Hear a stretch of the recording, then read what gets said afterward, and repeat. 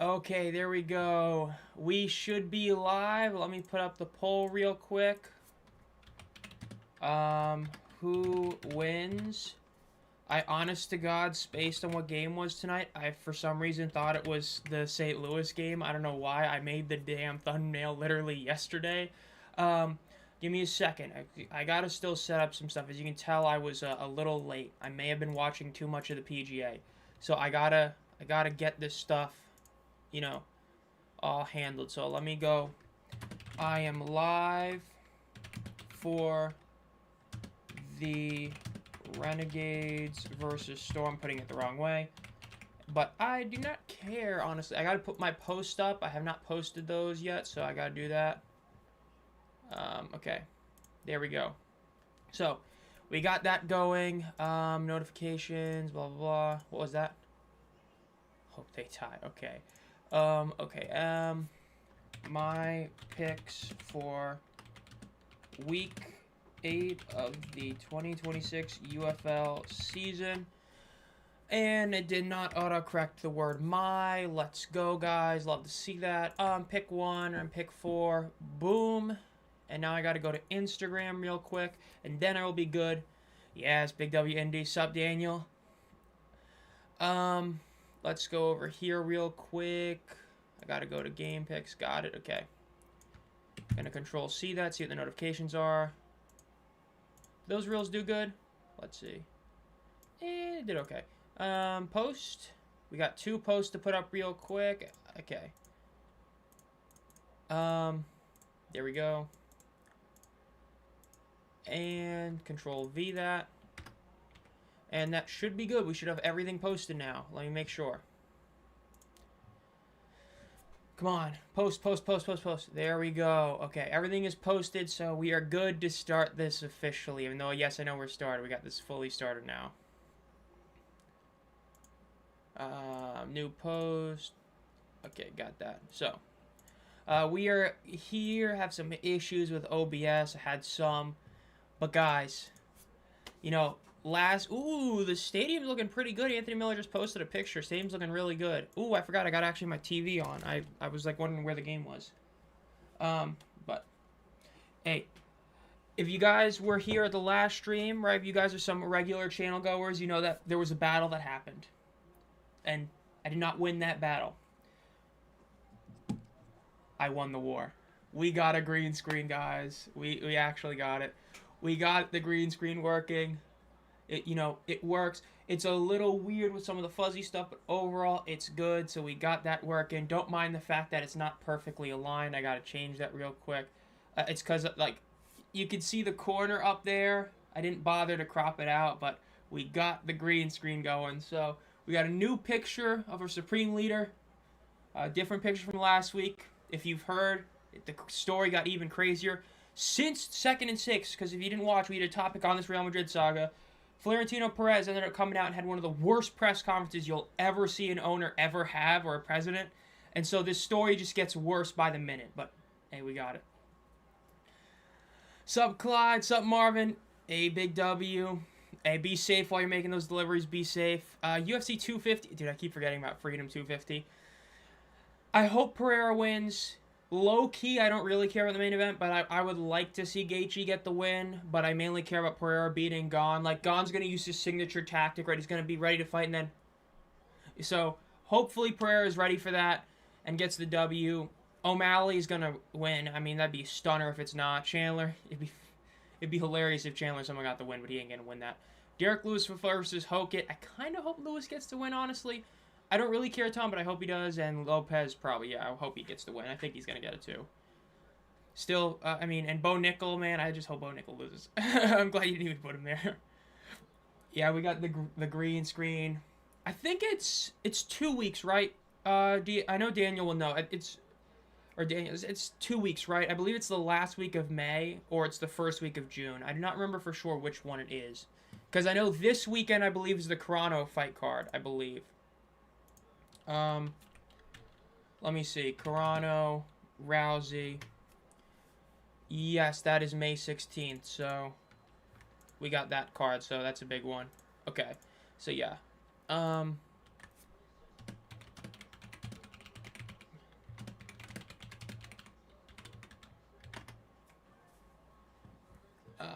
Sup, car. Oh, yeah. Anthony Miller just put a post. It's looking pretty good. Oh, it is June 14th? Wow, I thought it was later than that. I did not realize it was that close. But, hey, Anthony put a post. It's looking pretty good, apparently. Like, I know they distributed the 4K tickets, but I think their version of distributed is different than, like, the UFL's normal one. But it's looking pretty good. I mean, Anthony Miller showed a picture of it. I mean, it's looking really good. Let me change this real quick. Let me make sure I actually do the right one so I don't actually do anything bad. Window. What? I think this is the right one. MMK Live, Orlando. This should be it. Yes. So, it's looking pretty good, right? I mean, it's looking... This is the tweet from Anthony Miller. It's looking pretty good right now, honestly. Like you see... Is my mouse really not on there? There we go. So, like, there's a lot of people over here. It's looking really good. Like, even back here is really good. Because, like, this is a very small stadium, and it's actually looking really good. So, big W for that. Honestly, like, I know we were joking about it on, like, UFL After Dark yesterday. I was on with Matt. It looks like there's going to be more people at this game than the last one, but, you know, it is what it is. And we'll go back here. So, hey, love to see that over forward hit, honestly. But I was watching a lot of the PGA. I just saw the Mike Kim shot where he made the great eagle to end up making the cut, which was nice to see. You know, Bryson DeChambeau. Yikes. He was rough again.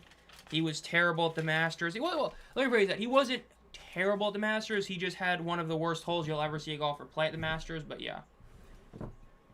So, yeah, but... man, it is crazy to think that I got this to work. This was... So, the way...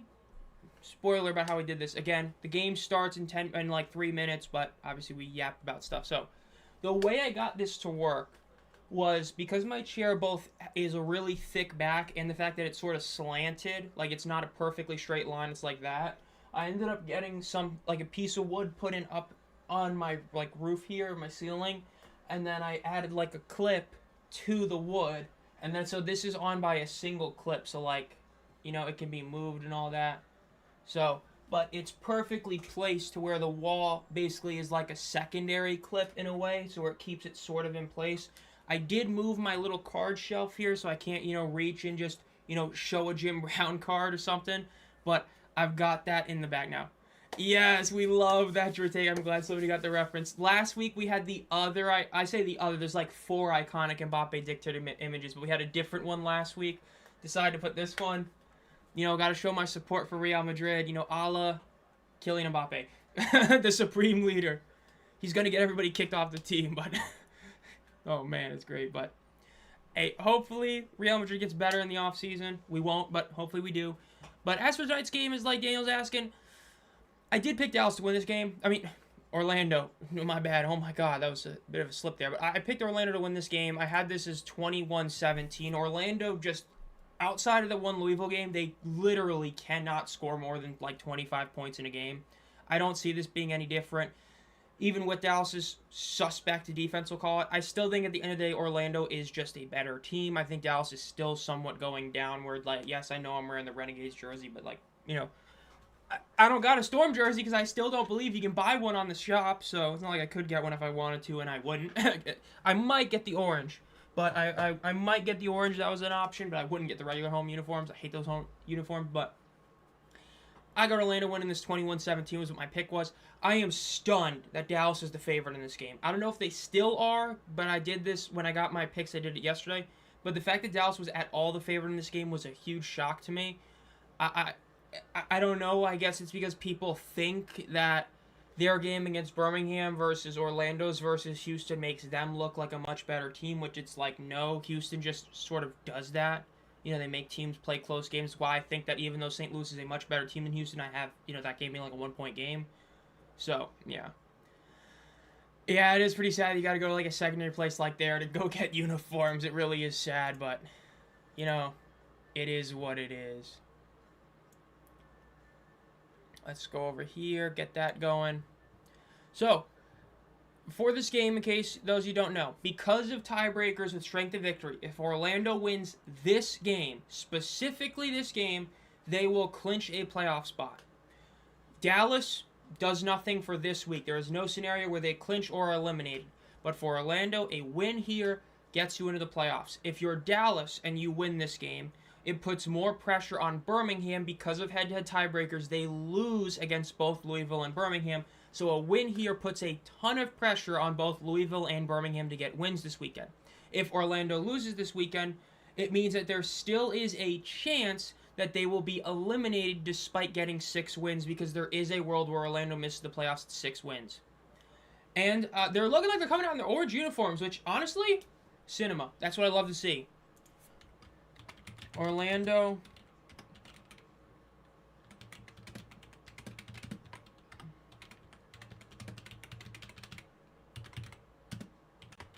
I love that. I love them bringing out the orange. Like I said, I love those uniforms. That should be their home uniform. I love that they're bringing that. That's cool. That's what I want to see. I want to see stuff like this, right? You know, if you can use, like, your special uniform, then do it. You know what I mean? So, I'm definitely happy about that. Heard a ball game. Yeah, nope. We got the ball game being played. We got the green screen. Gotta love it. Gotta love it. So, hey, we'll take it. Jack Plummer.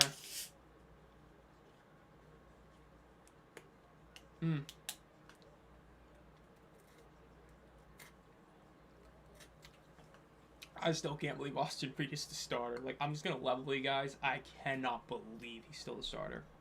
Like, I think I was talking on, it was UFL After Dark, I said this, like, dude, I've done, the last 2 weeks, I've done at least 2 shows, both weeks. Like, you know, the 2nd and 6, naturally, every week. We did Spring It Into Football.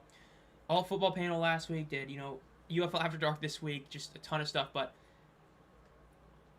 Austin Reed, man, like, they are just, they're too deep. Their view that they're in too deep, and they're just gonna, you know, ride or die by him, and they're probably gonna die, but yeah. Yay, Big W. Chris, love it, Michigan. Praise him. Mel Bob. I was the, like, super communist version of the Mbappe dictator. I almost picked that one, but this is such an iconic one that I went with this one, but I almost picked that other one. If you know what I'm saying, you know what I'm saying. Hey, nice to see you here, WVR, for a little bit. I hope you have a good time at work, doing what you do, for all the service you do, but, hey, it will be cool if you're able to come back. This game, though, man, we'll see how this game ends up going. Oh, man, the Curtis Johnson image. Man, I gotta go back and update. I still gotta work on the members video. It's like, I'm debating on what topic I want to do for the members video this month. Wow, this is a good crowd. I've been debating on what one I want to do for the members, but I always think of something, so we'll see. Yeah, you got a lot of people there. This could be visually one of the best games of the year. You have the home. I love these uniforms, right? I've talked about it. I love these uniforms for the Renegades. The Orlando Storm are on their orange uniforms. You had a crowd that is packed. You know, only one side, but the one side is packed. Honestly, this could be a really good game visually. I 100% agree, GOAT. This is a great-looking crowd from every shot they've shown, everything that Anthony Miller's posted. This has been a huge one. Love to see that. Oh, man, that's a beautiful shot. It didn't look like it's a single... Oh.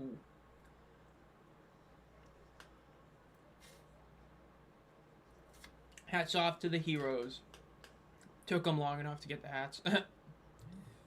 Better late than never, as the saying goes. Wonder why I get notified here. Let's see. Some random stuff. We'll say technology-wise, should be getting a couple upgrades. I just got a new phone this week. Was able to switch and get a bit of an upgrade, and then this computer that I'm using to edit and all that should be getting a... It's an upgrade. It's not like a mega upgrade, but I should be getting a decent upgrade tomorrow. I should have had it today, but it didn't arrive. I'm going to be able to get, like, a little GPU, and I got a little baby GPU I'm going to put in here. You guys want to see the GPU that's going to be put in this computer? It's going to upgrade my GPU. I'll be putting that in tomorrow after the stream tomorrow, naturally. So we'll have that.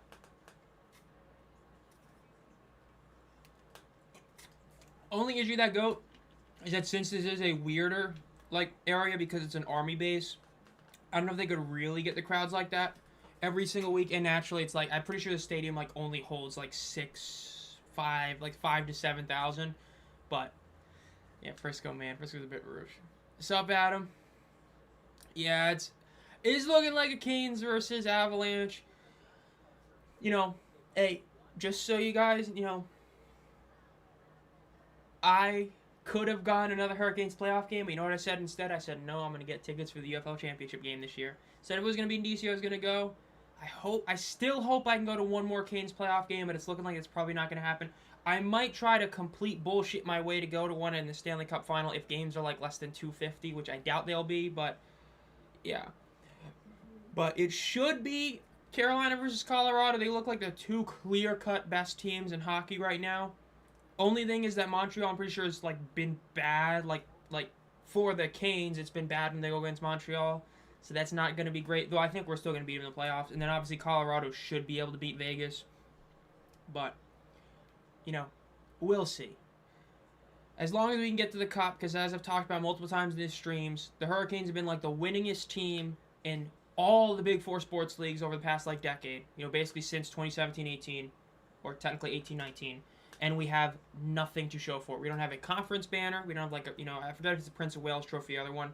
We don't have, or Clarence Campbell, I don't remember which one it is. We don't have that. We don't have even a President's Cup. At least the Rangers got one. And the Rangers literally, rebuilt, got a President's Cup, and then disintegrated in this time frame of the Hurricanes being one of the best teams in hockey, and we have done nothing. Like, we have accomplished less than them. But I do got a little upgrade tomorrow. If you're a PC guy, probably know what this is. That's not a good thing, but, it's better than what I have now. So hopefully I can get this installed tomorrow. Hopefully it's good. We will see how it ends up going.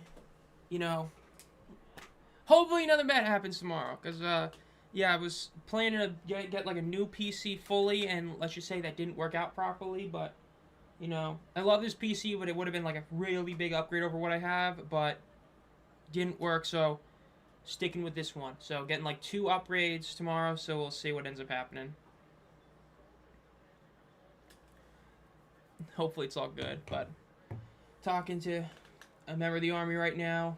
Crazy to think we're back with the Army after what Dwayne "The Rock" Johnson did to us. That was something else. Oh, that is what I just showed is a Radeon 550, and it's like the weakest model of a Radeon 550. I got it for free. My boy hooked me up some parts. That's what I was saying about like trying to build a new PC. Didn't work, but this is one that it is better. I'm running an integrated graphics card, so this will be an actual graphics card. So it will be a 4x improvement on my dedicated VRAM, which especially for editing is going to be a lot better because I use so much shared VRAM. It's crazy because of the stuff. Because I've talked about this like a while ago. I think I talked about it a year ago. I got really lucky. I bought RAM like 6 months before the RAM apocalypse, or no, it was about a year ago.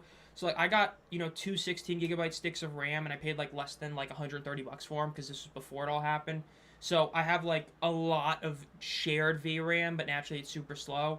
But my dedicated or my integrated graphics card, or my CPU with integrated graphics, I'm not a PC guy. My CPU with integrated graphics has 500 megabytes of dedicated VRAM, which is horrid.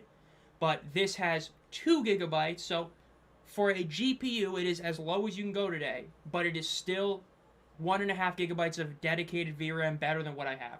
Kickoff is up. The Renegades are going to get the ball first. It's going to be recovered at about the 10-yard line up to the 15, the 20, the 25, the 30, and it's going to be down to about the 32-yard line. Decent first return for them. Subsector, I'm going to be honest, Clyde, I do not know how good the 7070 XT is. I'm going to assume it's a good one.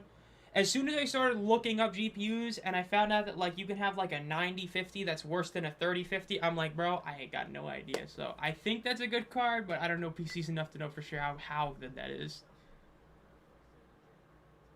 I'm doing decent sector. Watched a lot of PJ earlier. Mentally preparing to try and upgrade this PC tomorrow and hope nothing bad goes on.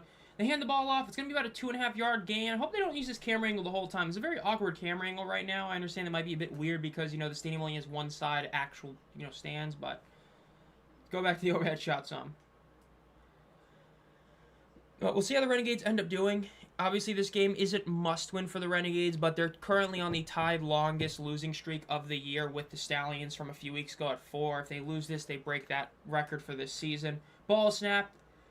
They fake the handoff. Reed's going to rush and get about another 1.5 yards, 2 yards. Going to be about 3rd and 5 for the Renegades.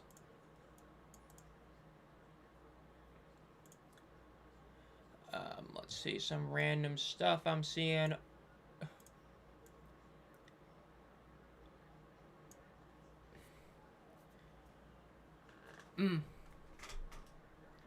Third and 5 for the Renegades now.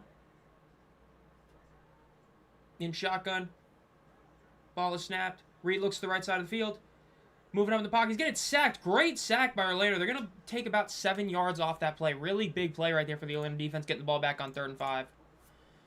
Let's see. 70.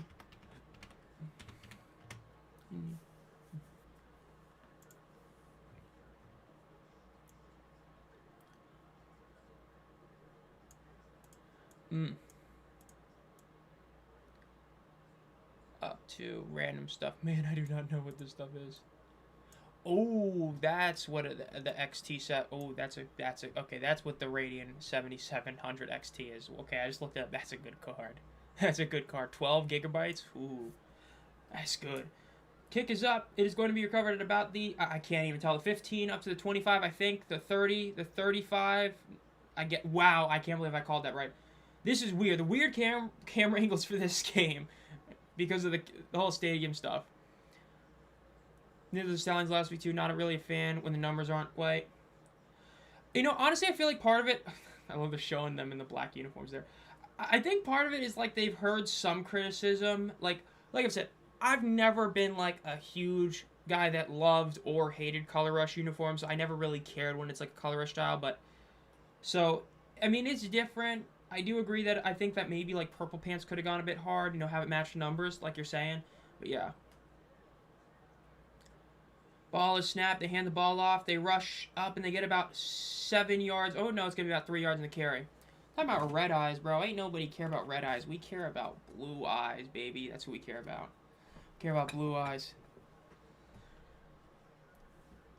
Yeah, I mean, we thought it was just going to be one random home game, but they used it here, and I like this. Like I said, I like this idea. Soccer is a big proponent of this, right? You know, football, where teams will wear their traditional uniforms unless they legitimately can't.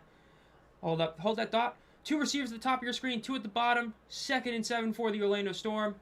In shotgun. Ball is snapped. Plummer looks to the right. Quick throw. It is going to be caught for about a 3-yard gain. Ooh, no, he dropped it. It's going to be a 0-yard gain because of the drop, so it's going to be 3rd and 7. Like Los Blancos, right? Real Madrid. They wear their white uniforms everywhere unless they are playing a team that their home uniform is white, and then they'll pull out like the hot pink, the black, the blue, or something like that. So it's one of those things where, you know, like that's something that it would be cool to see the UFL actually do, where they use their home uniforms when, you know, they can and only when the colors are similar. Do you not? I like that. I think that's a good idea, at least to me, but yeah. Yeah, I honestly, Adam, I've never played the game. Like, I've played the Pokemon TCG. You know, I have won challenge points. I say it like I've done that more than once, but I did it once. But, you know, I've played the Pokemon TCG. I played Magic once. I learned it for like a week, and then I forgot it, but I never played the Yu-Gi-Oh card game. Yeah, we got an injury timeout right now. I looked like a Renegades player was down on the field. We're okay. Yeah, the Orlando Storm uniform has been weird, but I am a fan of them bringing out this orange. Like, this, I do like this better than them purely white. And this coming back did like their away uniforms. I like this style because, like I said, as someone that's been watching decent amount of soccer, I like the idea of teams trying to use their home uniform, or in this case, their alt-home uniforms more and more. I think you should do that. I don't think you should just be white away just for the sake of it. The No Fun League. Man. Part of me is excited for the NFL season. Part of me is not, because, like, I'm just thinking, like, man, we're really going to pay Bryce Young all this money. Oh, my God. But we'll see. This parity for this season, though, has been really good for the UFL. I mean, like, we've talked about it a lot. The fact that, I mean, we're getting close to matching, because for those of you who don't know, the peak is 2023 USFL. That was the peak for parity. Every single team, except maybe the Showboats, had a chance to make the playoffs in Week 10. I believe the Showboats were eliminated in Week 9. Right, the XFL was great in itself, but they had 2 teams that were eliminated early on. Then it was 6 teams competing. The USFL had 7, which is just crazy. But we might get that. I think I talked about this on UFL After Dark. There is, I believe, a scenario where no team clinches or is eliminated this week. And then next week, it's possible that only one team is clinched, and that would be the winner of Orlando DC. So it is possible that in week 10, I believe every single team is still alive and not knocked out of the playoffs outside of a DC or an Orlando that would be clinched. I believe. Odds of that happening are like less than 3%, but I believe that is possible technically, which would be crazy if that were to happen. Like, that would actually be insane. I would love that. I would love that. That'd be so cool.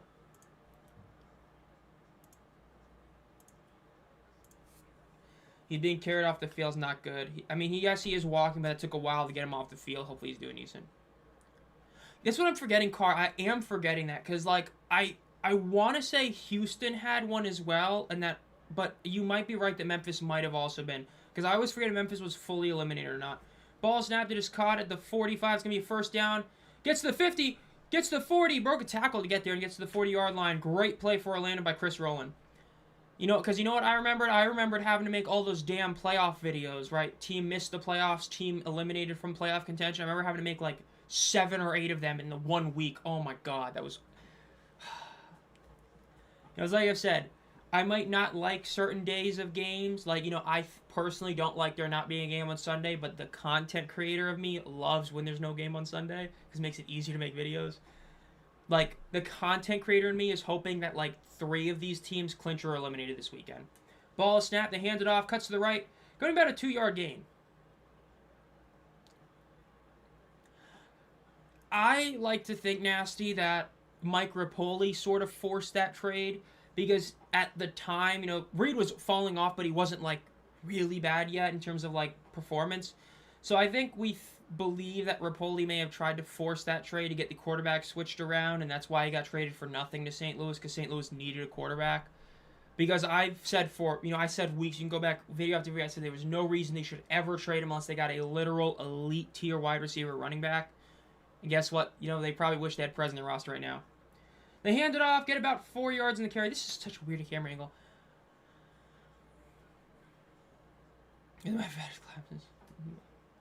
Oh, I's overrated. Oh, come on, Sector, bro. Kaiba was cool. I've got, like, a few, pretty much, like, 90% of my Yu-Gi-Oh cards that I currently have are Blue Eyes. It ain't like Pokemon where I've got, this plethora of cards. I will say, though, I'm not looking forward to... I'm just... Gotta get some Phox cards in this upcoming set. I eventually want to get the PC. I was like an hour late getting the PC ETB, so now I gotta actually buy the Fennekin card instead of opening the box, which sucks, but it is what it is. Ball snap, they throw it to the right. He's gonna be caught. He's a bit overthrown. He's gonna be tackled immediately. He's gonna be down for about a 0-yard gain. This is gonna be a longer kick, not like a super long kick, so we'll see if he makes it. This ain't no military guy. Just look up Mbappe Dictator. You'll see about 80,000 memes anywhere. If you know, you know about the supreme leader of Real Madrid. More cards someday. Like, I'm always glad when my favorite Pokemon get more cards, then it means there's more cards I gotta get, which I don't like. Like, I currently have every English Phox card ever printed. 51-yarder, the kick is up. It's drifting to the right. It's gonna be no good. Dang. No good. If he was in the middle hash or the left hash, that actually would have been good. Shame. That was a decent kick that just went a little bit to the right. But, like, I currently have every English Phox card, and, like, granted, this release, there's only 3. There's the promo, which is, it's going to be like a $2 promo. The holo and the reverse holo, so I'm looking at, like, $4 to buy them all. Granted, Fennekin's going to suck, but I don't have every basing card yet. It's going to suck getting those ones. But, like, when Mega Phox gets cards, I'm honestly hoping it doesn't get a gold card, because I do not want to spend $400 on one of those cards. Okay? I already, had to sell so much of my collection to buy, the Phox card, but we'll see. Hey, I got my 3 Phox plushes over there. I have all but one. There's like the one old large one that has the stick or the wand, which I don't have. But I've got the original sitting Phox plush. I got the little sitting cuties one. I got the the big like 15-inch one over there. So yeah, I got my binder of Phox. I have mouse pads Phox. Yeah. With some Cashum knives. A big part of that is just the stadium. The stadium is We are he's talking about Cashman. That was a god awful stadium. That was an awful stadium. It was bad. That was bad stadium. The XFL have for the Vegas Vipers. But a lot of this stuff on the sideline just because of the fact that like Fort Hood has one side. Like they have one side of a stadium. The other side is empty. So for like all the recording stuff, audio stuff, they have to like basically build their own thing. So it's really weird. Bro, out of wood is crazy. I'd love to do something like that. I've like drawn a couple of things like. I like have a little sketchbook of my great artwork and like I did my 6 favorite Pokemon, but yeah, I'm not too good with the craft stuff yet, but it is what it is. Still never owned a shiny Delphox, which is crazy. Granted, I've never really shiny hunted that much. I've only done like a few. I know you're saying a lot of bad stuff at the NFL, but I'm going to be honest, I do agree with the domes. I hate domes in the NFL. I think that specific teams, a dome is their identity. St. Louis Battlehawks, I think the dome is their identity. The New Orleans Saints, dome is their identity, even the Falcons. But, like, what is it? The Bills are getting a dome stadium, I think. There's a couple others that have gotten them. I hate that. Like, unless your identity is your dome, you should not be getting a dome stadium in the Big 2026. I'm just saying, it's just not fun. Like, dude, if Lambeau Field becomes a dome, that's the day the NFL's got to cut it. Like, I'm sorry, bro. Like, weather is part of football. We need another Ice Bowl. That's what I would say. Like, the Ice Bowl is a classic game, but you couldn't have that today because they need to be in these dome weather control. I just hate that. 1st and 10 for the Dallas Renegades. A quick throw to the right. It's going to be cuts a bit high. Cuts inside. It's going to be about a 7-yard gain. I believe that was Mark Stoops that got that one. I have not looked at the schedules at all, Adrian. I've heard the announcements. I have not looked whatsoever. I probably should because we're probably going to do a topic of that in 2nd and 6 this week. But I have not looked at it yet, so I honestly can't say anything. I'll look remind me at halftime and I'll look that up. They try to rush it there. They get about 1.5 yards. Remind me at halftime and look it up.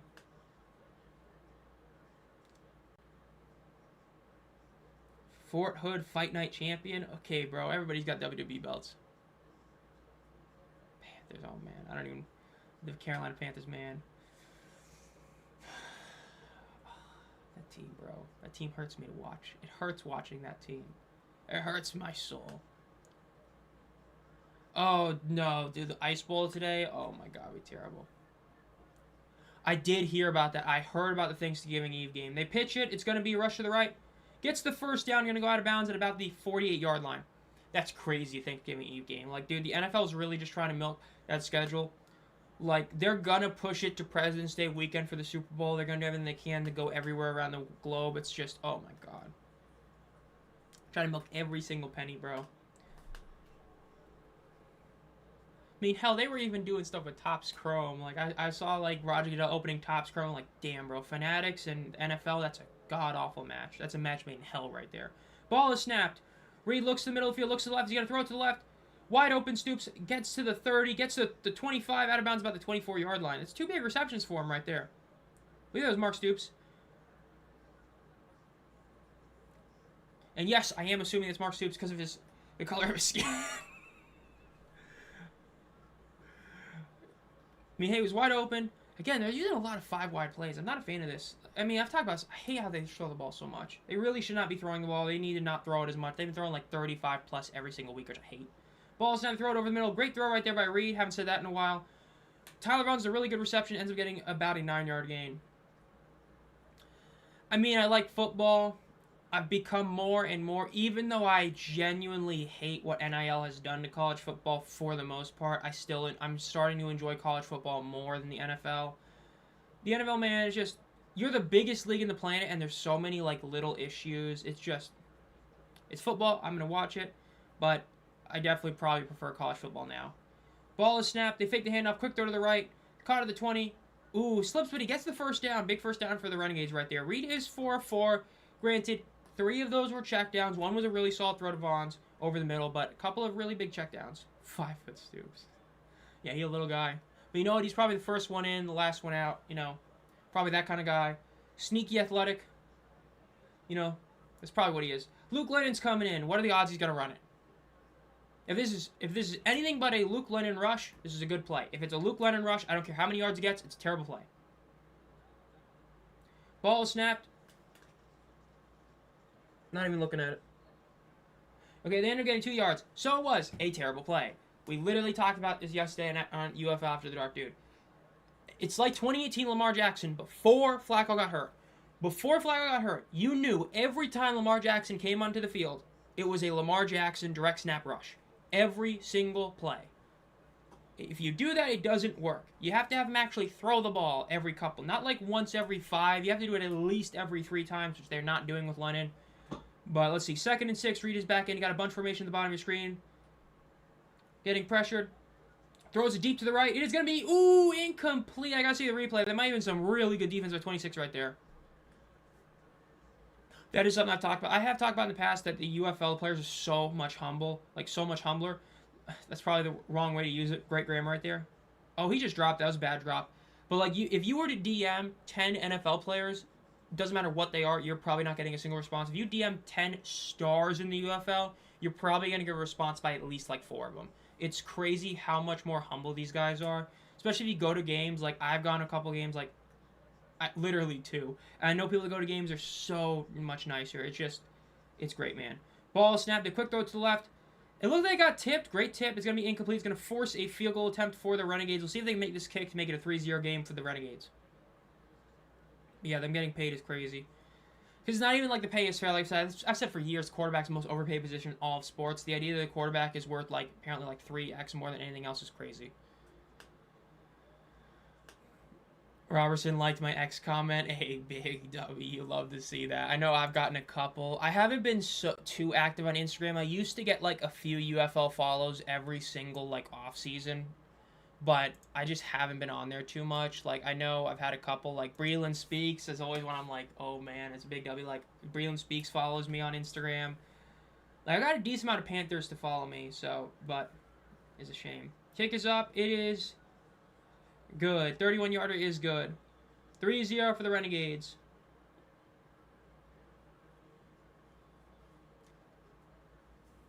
Got 3-0 lead for the Renegades now.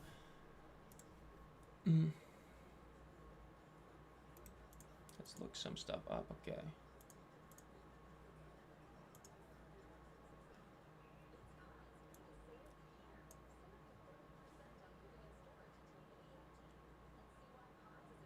Go over here. Okay. Oh, and I clicked the wrong thing. I don't think I will. I've said for a while I just don't fully buy the league working. Like, I hate saying it like that, but, you know, with the AF, like, look, part of this might be spite because my most viewed video is still, this isn't a joke, my AFL video. So, like, maybe this is spite, but I don't want to, like, get invested in a league that's just gonna die. I don't want to do it. Yes, it is still my most viewed video, is my Arena Football League video. It's almost at 6K views. Come on, guys, push it to 6K. We need about 78 more views. My first 6K video, and it's going to be a damn AFL video. I did, like, 2 AFL videos ever. Crazy, but there's something about it. I just do not personally see it working for sure. I don't see it. I mean, I hope I'm wrong. It'd be great for these players to have another league to be able to go to, because, like, talk about Reed Sinet, you know, balled out in the I forgot what it's called, the EFL, right? The European Football League. And, like, you love having all these different leagues. It's just this one, I just don't got a good feeling about it.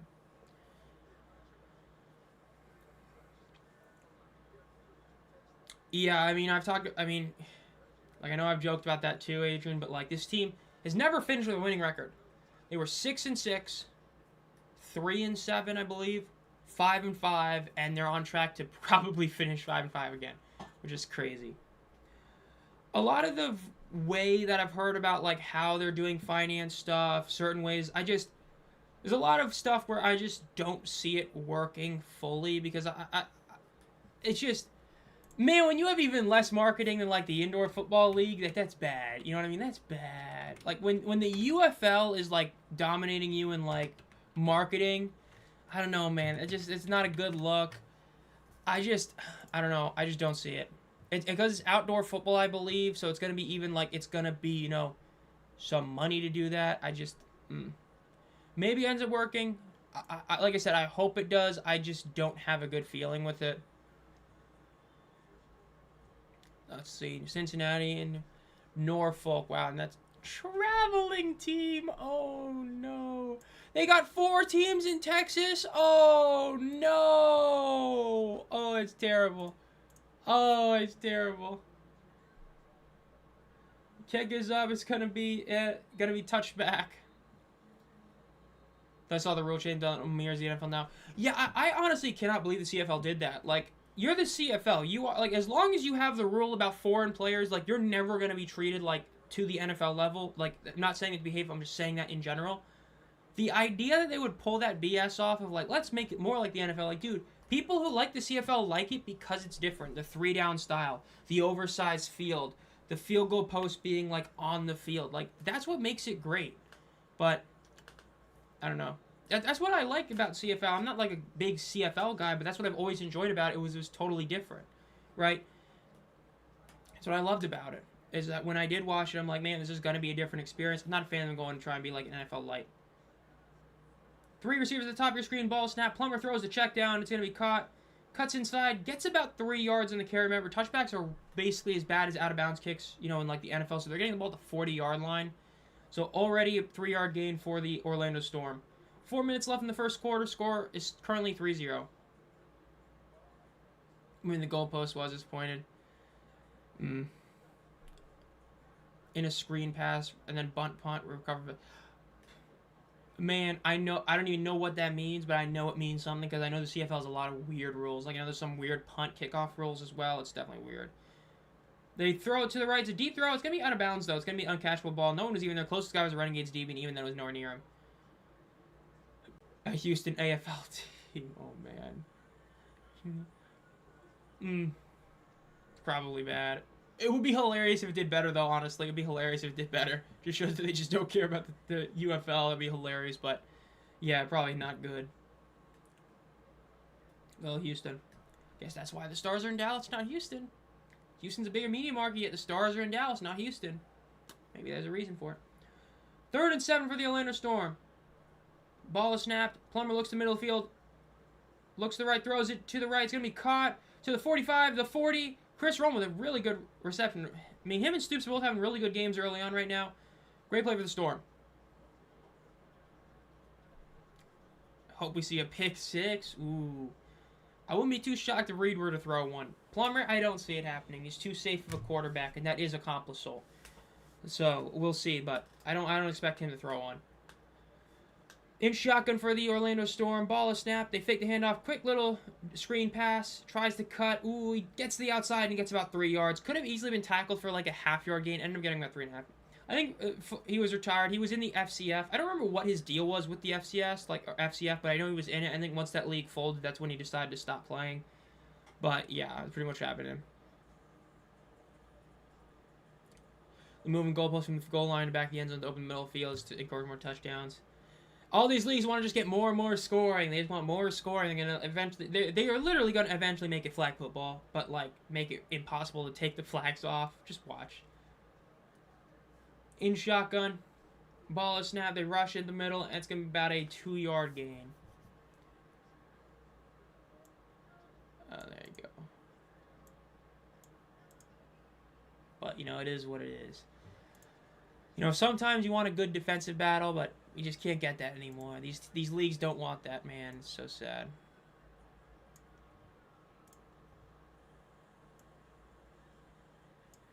In a military base. Oh my god, the UFL is really milking this. 3rd and 6 for the Orlando Storm. They are in field goal range. It's a long kick, but they definitely could make it. Well, we'll see if they end up doing it.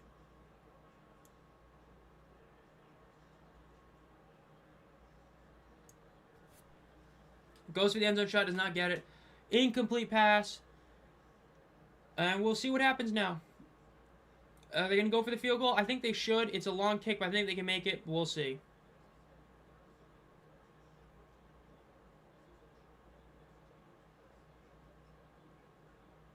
Great play right there by the DB. Let's see. Inactives for tomorrow's game. Arnett's inactive. Nolan Henderson, Kyle Oxley, Jacarius 5. Yeah, Houston is cooked.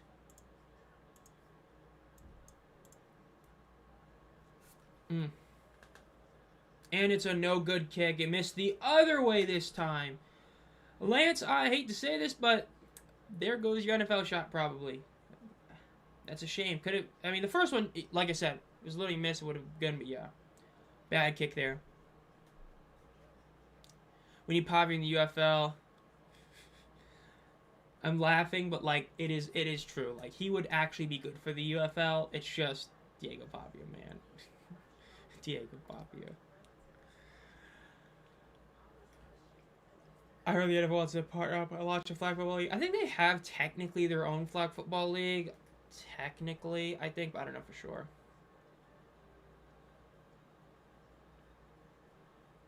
They did cross the 50, so they could not have punted there at that point, but going for it, it's not like a bad idea to go for it there, honestly. Dude, Stallions fans will be in shambles. Like, I know that, like, they've been doing a bit better the last 2 weeks, a little bit, but, like, man, they were supposed to have Hot Rod, and instead they've got this. Like, come on. I think Pavia would probably cut the UFL honestly. Hey, never say never. You know, granted, it could be one of those where, like, James Robinson got cut, and then he ends up coming back, and he's a hell of a lot better than what they had. You know what I mean? So, I wouldn't have been shocked, but he's probably some of a big enough star that he probably wouldn't have been cut. He's probably one of those guys they would have viewed as, like, you know, sort of like a, you know, Donald De La Haye, right? You know, destroying where just having him on a team is worth it, even if he's not actually doing anything. So, but, yeah. It's only for the halves. If I remember correctly, it's only the halves you can do that. So it's the end of the halves. Like, it's once right after the 2-minute warning hits. Okay, so I clicked on a thing and we're just not opening it? Thank you. There we go. Sub T-Dog. Doing decent. Hey, you know, Sector's right. This game has been meh. It's, you know, it's unique the way it is, but it's definitely been sort of meh. It is what it is. But, yeah, it's been a bit meh, but hoping that it gets a bit better. Tomorrow hopefully does good. After the stream tomorrow, I'm going to try to do some stuff with the PC and hope that it gets better, but we'll see. Yeah. Showing this.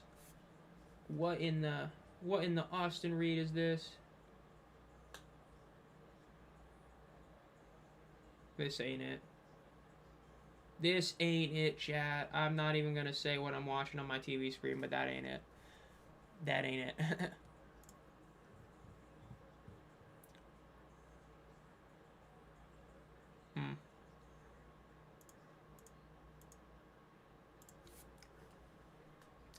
First and ever, the Renegades ball snapped.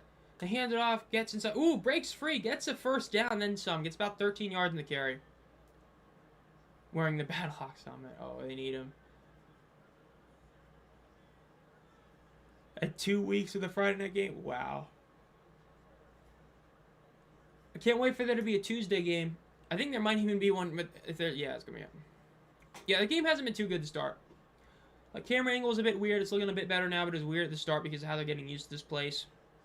2 missed field goals. The Renegades doing typical Renegades things to run the ball too much. They just had success running, and they're probably going to throw it here. Yeah, they're throwing it here. Pressured. Evades a sack. Gets the first down.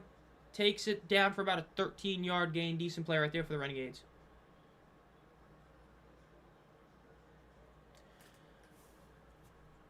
We've already been in third to last week. That is crazy. The fact we're the third to last week is definitely crazy.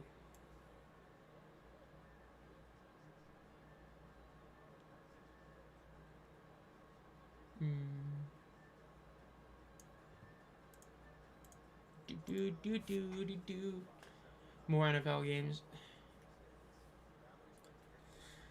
Man, the NFL... I mean, dude, even the NBA... Like, look, the Prime crew is a great crew. It's not meant to be the crew. But, like, the fact the NBA is also on Prime now, you got Peacock games. Then you've got, you know, like, the NFL is doing Peacock games. Like, playoff games on a streaming network is diabolical. It's just terrible, man. It's so bad. Stadium's looking pretty good. Like, the very far out sections are pretty bad. But, like, the inside parts are really packed. It does look like there's more people in the stands for this game than, like, any other Renegades game this year, but maybe week 1. Well, but week 1. So... pretty good overall, for sure. No. I thought that as well, but no. Jack Plummer is not Jake Plummer's son. I just assumed, but no, he's not. Crossing the street. Oh, God. Classic. The Zomb Phox channel. Oh my gosh. Mm.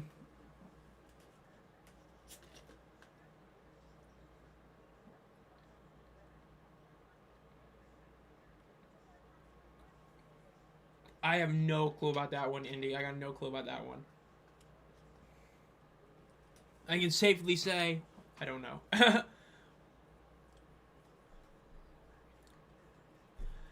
And you know, doing the it's hey, it's weird seeing a game in this place. You know, it's just weird thinking that we're on an army base after what happened. You know, 2 years ago with the Rock and all that. It's just kind of funny that we're here, but I you know, we take it. We take it. You know what I mean? Weird, yes, but you know what I mean. Mm.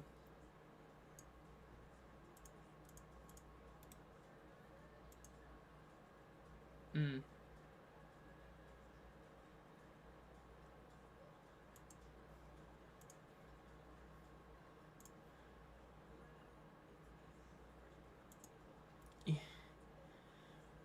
Oh my gosh.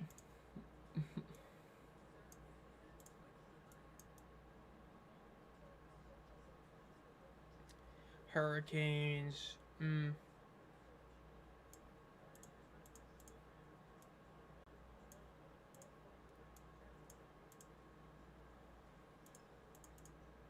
I kind of like the look though. I will say that.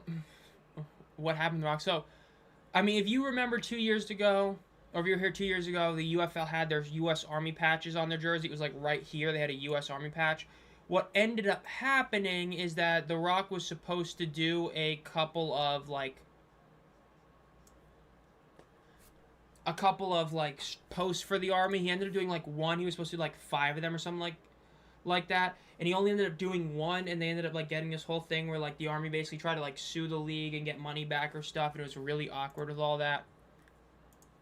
It was rough, but typical UFL, bro. Typical UFL doing some BS like that, but it got fixed, you know, apparently somehow, but yeah.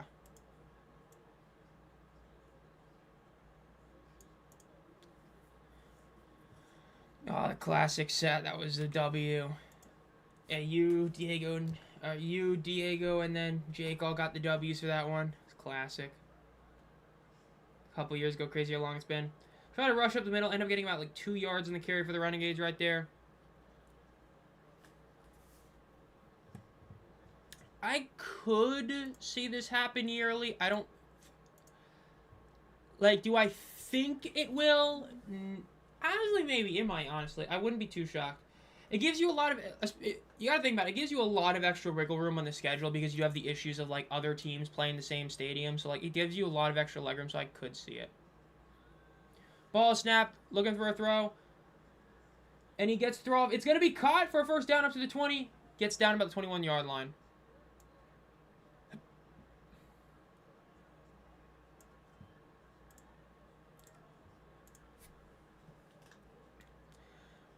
Yeah, oh my god, the tequila, bro, the Tiramana or whatever, dude, hearing that, like, oh my god, it was like, I do vaguely, like, remember all those sayings. I'm just, like, saying, like, oh god, dude, Dwayne Johnson, man. They're 3-0, Renegades over Orlando, 1st and 10 at the 19-yard line. Ball snap, they hand it off. Gets about 7 yards in the carry right there. Nice first down play right there. Two team battle out in the armies. That would be pretty cool. That would be definitely pretty cool. Like I said, I wouldn't be too shocked if it happens. Just because of the fact that it gives you so much more extra wiggle room in Frisco. Because, like, because I don't know the schedules as well as, like, Rick does. Like, or Eric would know this better than me. But I wouldn't have been shocked if part of the reason they did that Tuesday night game in Dallas, I believe that game was in Dallas, correct, was because of scheduling issues. So, like, in the future, if you have this game, it could make it a lot easier to avoid scheduling things like that. Ball snap, they hand it off. Gets the first down and be down at about the 9, maybe 8-yard line. Overall, good play right there for the Renegades. Maybe they get a touchdown here, try to get a 10-0 lead. Showing Donnie, you can barely see him because of how dark these screens are. Dude, look how black the glass is. I'd assume it's probably like one-way weird, like it's probably like normal on his side, but man, those are real shaded glasses. 8 total rushing yards. Oh my god, it's like I'm watching a Kings game. In shotgun, 2 receivers at the top of your screen, 1 at the bottom. Tight end is in the backfield. They do a quarterback draw, and he gets about 2 yards on the carry. Again, because you had a pretty good spot, it's basically like a 5-yard rush because, you know, you got first and goal starting at the 7 or the 8-yard line, my bad. So overall, decent play. Second and goal for the Renegades. That was Luke Lennon that did it again. Typical. Put him in, immediately do a quarterback rush, even though you could just, you know, do something else. In shotgun. Ball is snapped. Reed looks to the right side of the field, looks to the middle of the field, looks to the left. He's going to throw the check down, and he gets taken down at about the 3-yard line. Yeah, I think the one thing that, you know, we've talked about it a couple times, but what a lot of us, as in everybody not from Texas, failed to realize is that Frisco is in just such a worse location in the Dallas-Fort Worth area than Arlington is. Like, Arlington is, like, centralized. Frisco is, like, on the edge. So it just, you're going to have less people able to go to those games. It's going to take, you know, significantly longer to get to Frisco. So that really did hurt him a lot. That was one that, like, it is one that does feel like it aged poorly. Because we all know damn well they were getting a good deal at Choctaw. They were really based in Arlington for a reason. That feels like that was probably the big mistake of the season. Ball snap. They fake the handoff. Throws to the left. It's going to be caught. I would not be shocked if they try to do some sort of challenge, maybe. But at the end, it's a touchdown. 9-0, Dallas over Orlando. This is a bad L streak. Yeah, they definitely need to get a W here for sure. Yeah, if Dallas loses this game, man, it's bad. They're cooked.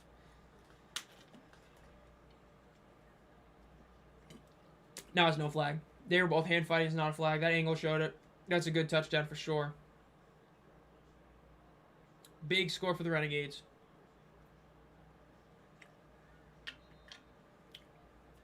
I would not be too shocked at that move. Like I said, the only reason they might not is the TV ratings. We'll see what the TV ratings end up being for the per markets. Well, we might get it because we don't have Mike Mitchell, so we might not get it because we got it like last couple years. We'll see.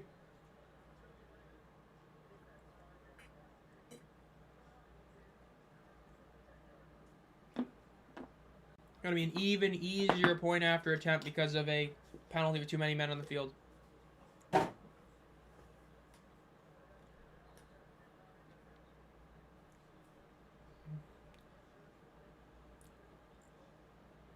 DTR and Chandler Rock. Hey, DTR.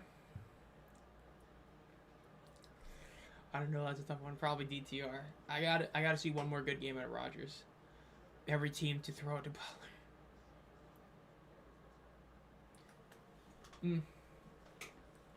We got Butler. Mom, can we get Butler? We have Butler at home. Emmanuel Butler. No disrespect, but, you know, Hakeem Butler, man. Let's see. Can they make this kick? Can we have another made kick? Once again, not by the Storm, which is different. Because remember, the Renegades had, like, the worst kicking percentage in the league this year, I believe. I think they still do. Okay, made it. Barely made it. If they didn't get that penalty, he missed that kick. But he did make it. So it's 10-0. Dallas has the lead. You know, shocked, but they got the lead. What is trending? Justin Rose had the Eagle. Dang, how bad is he playing? What game's on tonight? Ooh, the Cavaliers Pistons.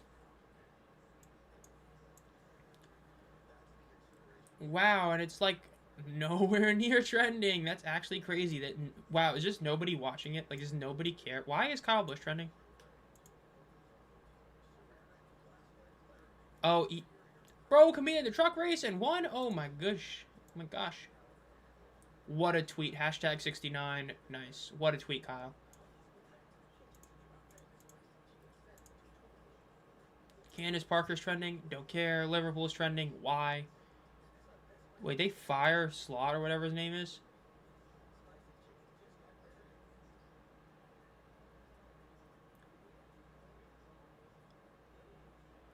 Oh, I don't know.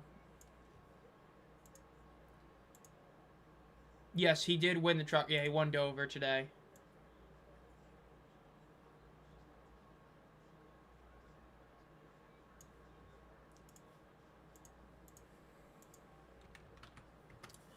NBA. This is game 6, right? Yes, it is. Okay. I got some things I'm going to take care of my pop begging later and have a good man. Hey, hope you have a good night, too. Hopefully things go well for me tomorrow with the computer. Hopefully it's all good after the stream tomorrow. We'll see, but... yeah, we'll see if you come back, but I hope you have a good day. Get everything finished you need to. Going to Dover Sunday? Nice. I haven't been to the NASCAR race in a while. Went to Martinsville like 2 years ago. It's been a minute, but man, I hope you have a good time there. See Tyler Reddick win again. Oh my god, could you imagine he wins again? That'd be crazy.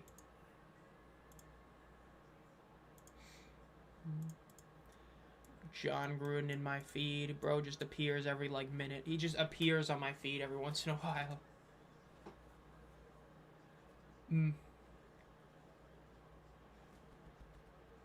Pardon me. Got up early to make that video.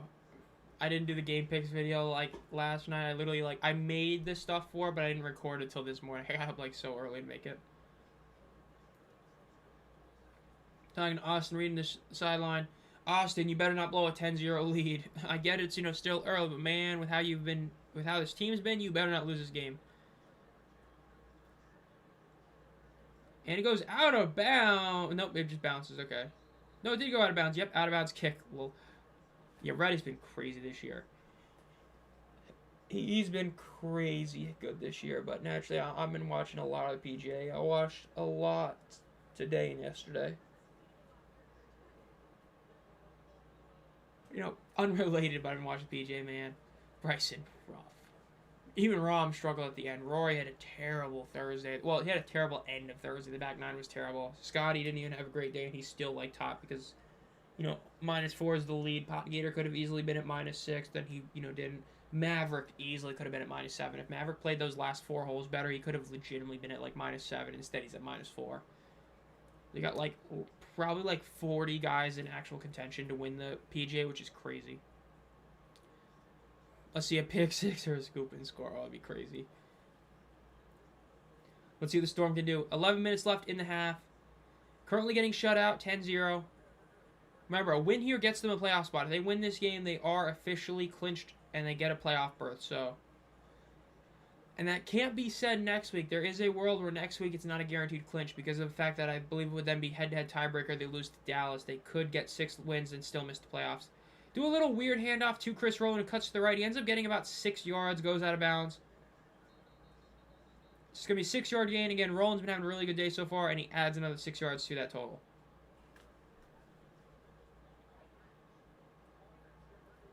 Offense on the holding, or holding on the offense, going to lose 10 yards. Got to be first at 20 now. That's a shame.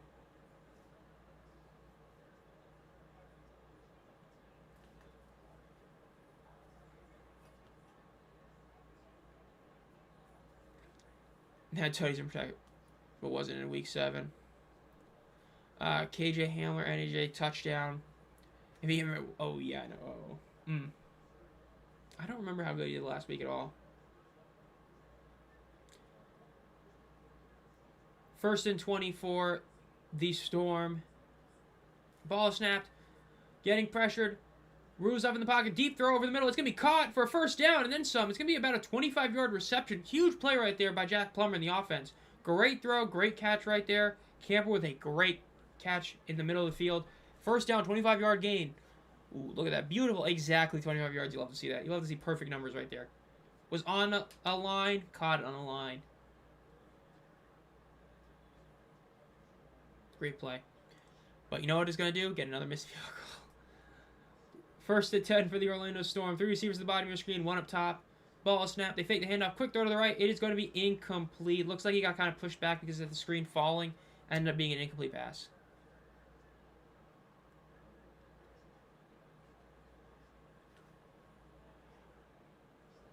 This has been an unusually bad year. Oh, yeah. Birmingham and Arlington, Dallas all season have been terrible, all things considered. Tanner Brown's been a bit inconsistent.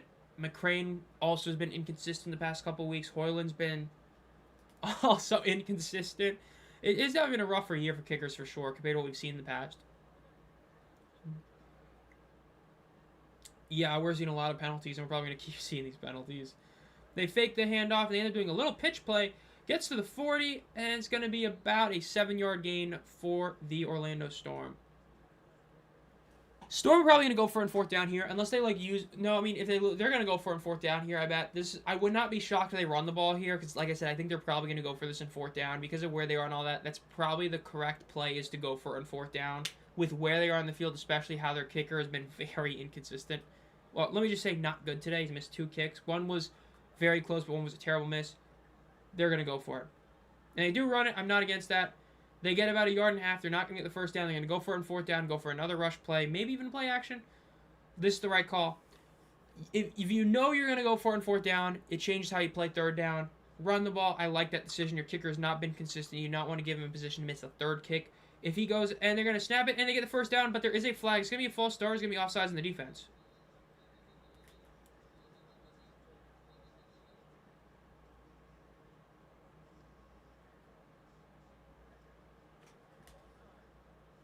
Offsides in the defense, so it's a free play, and they get the 1st down.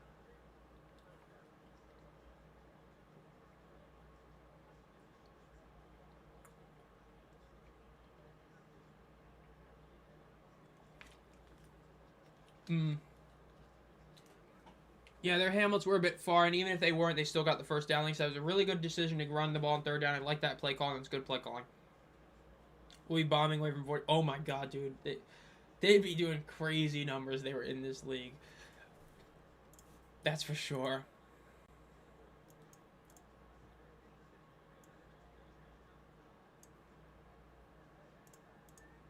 In shotgun. Ball is snapped. Plummer looks to the right. Deep throw. It's going to be... Oh, it bounces up. That would have been an insane play. Instead, it's going to be incomplete. That would have been crazy if he pulled that off. That would have actually been crazy.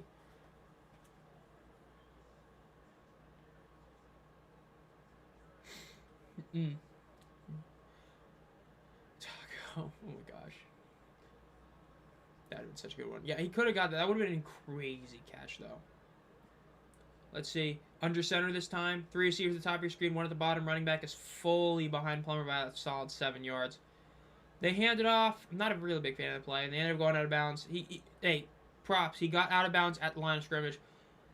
He had him really far back. I get trying to give him a head of steam, but by the time he got the ball, he was already about 5 yards back. That was not a great one right there. You hate to see that. That's one of those places like, you hate to see that.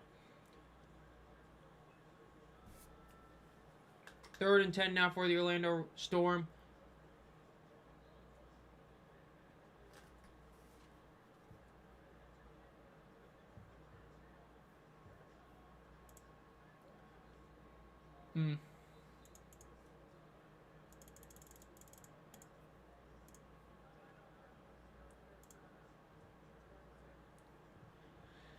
The storm emoji is massive. Yeah, because I don't know, like, call me lazy. I don't know what the exact reason is, but I never actually, like, got the one, because all the other ones have, like, the text below it, I believe, but that one has, like, the actual logo. It's not like the rest of it.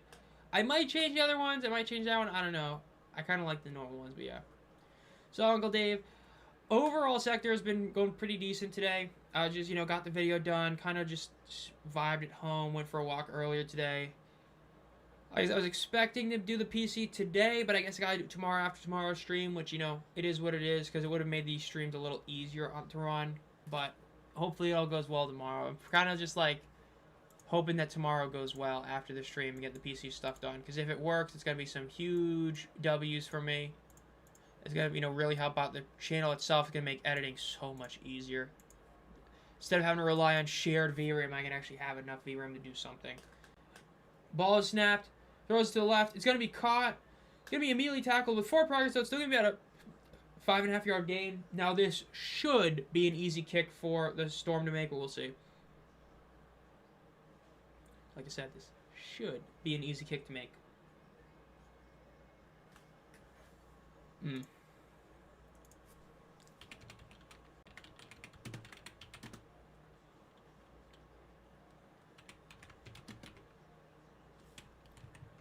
Go over there, hit that, okay.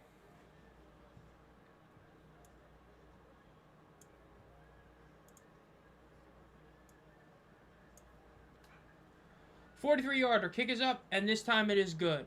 It is a good kick. It is 10-3 Renegades over them. Nice to see that.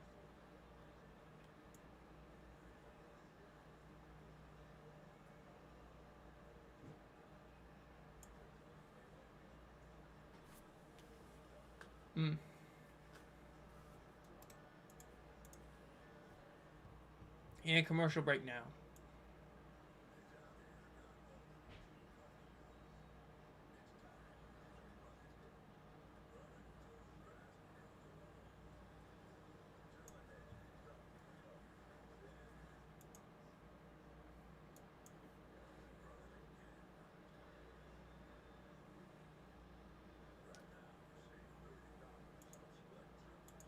Ooh, did not mean to hit that. That was a bad thing to hit right there. NBA.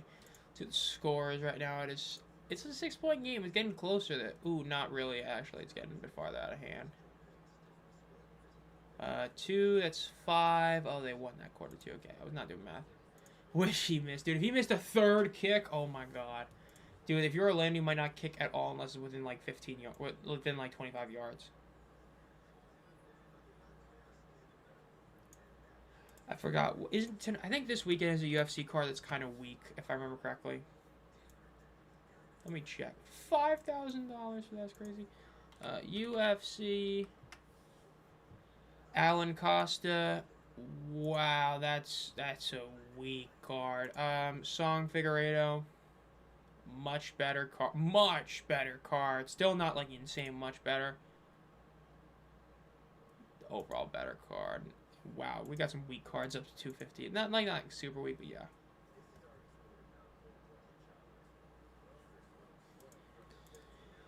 It is crazy to think that we've not, like, even though we did have 16 teams just in general in the league for a time, it is pretty crazy to think that we've only had, 8 teams in every single league. But hopefully 2030, or 2028, hopefully that changes. We get to 8 teams. That'd be nice to see.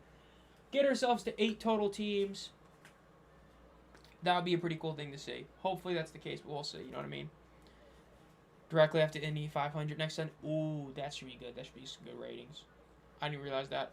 Low-key, I thought it was this weekend until, like, about 4 hours ago. I realized that it was next weekend, but hopefully that's good. We'll see, though.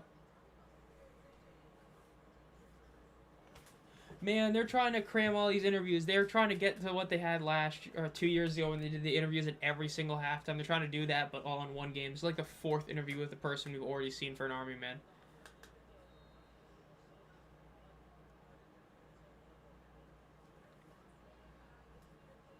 Let's see what happens here at the kickoff. Renegades gonna be all back at about the 20-yard line. The 25 gets down about 28-yard line. Get the ratings at 27. Oh my god, it is so annoying not getting a TV ratings at all, bro. Like I don't think anyone realized that how little connections people in the UFL media have. Like Mike Mitchell basically had all of them, and nobody else did. Like the fact that we're getting like we still have numbers is crazy. Best job you can have. Oh my gosh. First and 10 for the Renegades. Ball is snapped. Throws it over the middle. It's going to be caught. It's going to be about a 5-yard gain. Like I said, man, getting up early because it's like 2 days in a row I got up early. I don't even remember why I got up early a couple days ago. It was like a couple days ago I also got up early, but that one I honestly do not remember why I got up early. But it's been rough. I'm not a morning person, and even though it's not the morning now, it's like, getting up in the morning, it just, 2nd and 6 for the Renegades. 2 receivers, 3 at the bottom. They fake the handoff. Reed's going to run it. Gets about 3 yards on the carry there. It's going to be 3rd and 3 for the Renegades.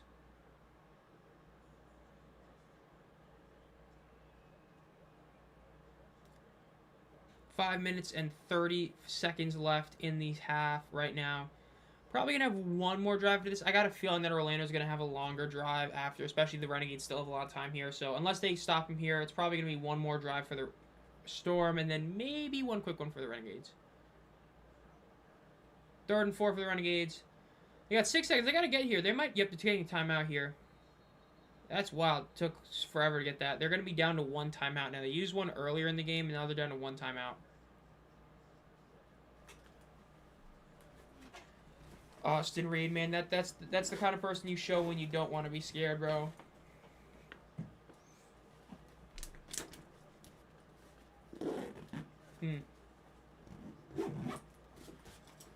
That was a good throw that they just showed. I mean, he made a couple good throws today. It's just still that, you know, if they don't get a score here, man, the Storm could somehow be in this game right back in it.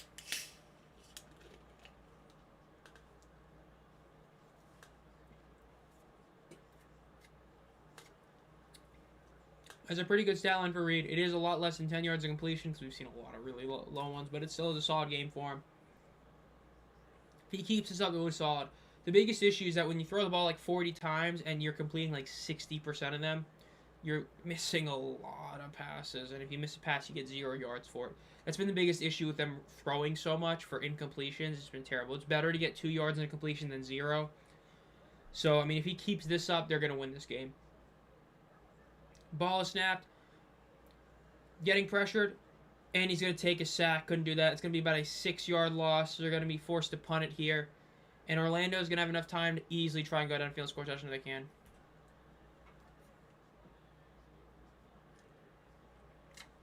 Friends need to watch the UFL. They got to watch the UFL now.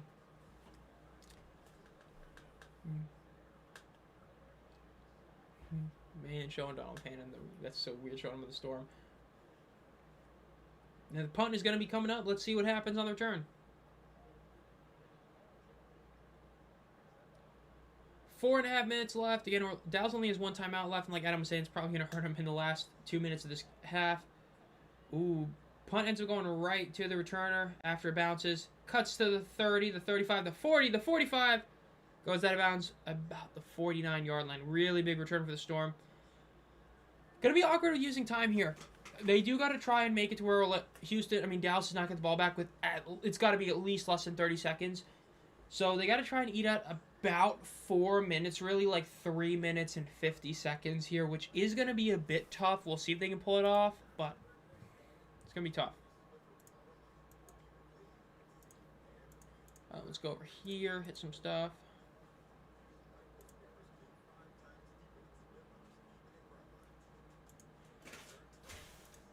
What the heck? Oh. Okay, got some stuff thrown in here. Okay. Wow, I just opened something. I don't even know what I'm looking at. Okay, I'm just going to click off of whatever I'm on right now. It's like giving John Cena to AEW. That's a crazy pull. I mean, it's not like you're wrong, but still.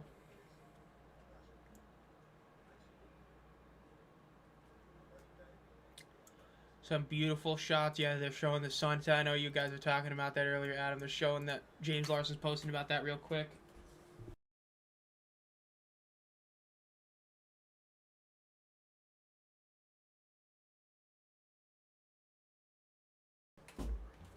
Only weird thing about this green screen is it's so weird, like, moving. Because, like, even though I technically can push it out of the way, I kind of don't want to. Fully walk out a shot. I can't just, turn around. Yeah, Dallas and Perez, man, I believe it. Look, Rick can say he was trying to do right by Perez, but if he honestly was trying to do right by Perez, then I think that really is showing questionable decision-making by Neuheisel, because even at the time of the trade, Reed was going down, so I don't know, like, why would you do that? It's the decision. Not working out, but, maybe they get the W here. But you're giving Orlando the ball back with 4 minutes left. They got all their timeouts.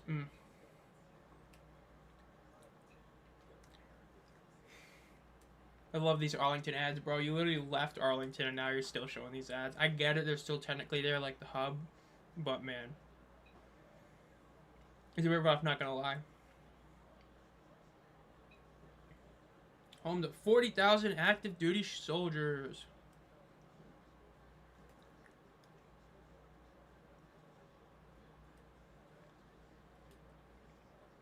Got the armed people in the sideline. Are we going to have another interview real quick? Apparently not.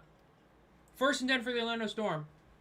Huge return, got him to the 49-yard line. Really at about the 49.5-yard line. Handed off on first down, cuts to the right. It's a really nice 4.5-yard carry right there. They might even get 5 yards. Really good carry right there. Gonna be about 2nd and 5. Like, if I'm Orlando here, I probably am playing for the touchdown. I think that I do trust the defense enough to get a stop if need be, and because that was only a one timeout. I still would be a bit slow. Like, I wouldn't be rushing to do plays. But my mind is probably get a touchdown, not like, oh, we got to get a field goal. Let's try to get the field goal and end the clock. I think in this case, it's better to just get the touchdown. Ball snap, they hand it off. Get about 2 yards in the carry. I mean, Fox did a decent job. I mean, it depends how much they were involved in the decision versus Rapoli, since, I mean, they still do own the league, but they're doing a decent job right now, all things considered. It's just definitely weird, but yeah, the angle is a bit weird, but it's still solid. Jake Butt. Right, that's a pull right there. 3rd and 4 for this Storm. Another Renegades defender is down. Hate to see that. That's the 2nd one down tonight. That's after the 1-yard rush. I mean, naturally, you have to go for it on 4th down, but even if you weren't, I'd probably go for it still. Like, if this is at the 30, I'd probably still go for it. Like I said with Orlando, you really do want a touchdown here. If you can tie this game up and give Dallas like 30 seconds to do something, and they get a field goal, it is what it is. But if you can go to halftime potentially tied, especially considering that in many ways you played the worse half than Dallas, kind of better. I don't know. It's weird because obviously you had the missed field goals, which really hurt you, but yeah. Let's see, what is trending now that we're in commercial break again?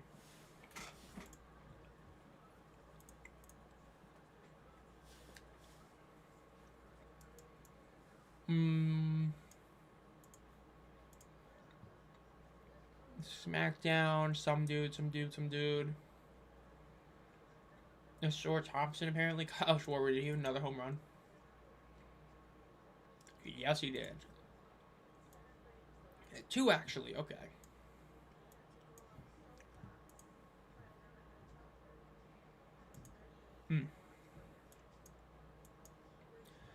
Must be part of the HQ deal. I don't think it necessarily is, because they could have done it last year. I mean, I think it's just issues with scheduling and Toyota, or at Toyota Stadium. Like I said, when you're the 2nd team in one of these stadiums, it's really rough being the 2nd, even 3rd team. I think that's part of it. I wouldn't be shocked if it's something to do with it. It might be them trying to rebuild the Army deal, because like that was a very lucrative deal for the UFL. It's just that, you know, some dude ruined it, The Rock, but still. Think DC will recover tomorrow? I also think so. I picked them to win. I think they're going to win by like 10. I think I had 33-20 or 33-21. I just can't see them losing again to the same team, especially badly. They need to get this big win. As I said, I had all of the 3 and 4 teams losing this week, and it would keep them really close behind. Oh, the Arlington Commercials, 100%. It's just weird, you know, it's really weird because of the fact that they're not in Arlington. They've left Arlington like the team did. Yes, the league is still based there, but it is weird, but yeah, for sure, that's definitely part of the deal. In the hunt, Columbus and Houston. I mean, hey, they technically are in the hunt, but I don't think anybody really believes they're going to make it.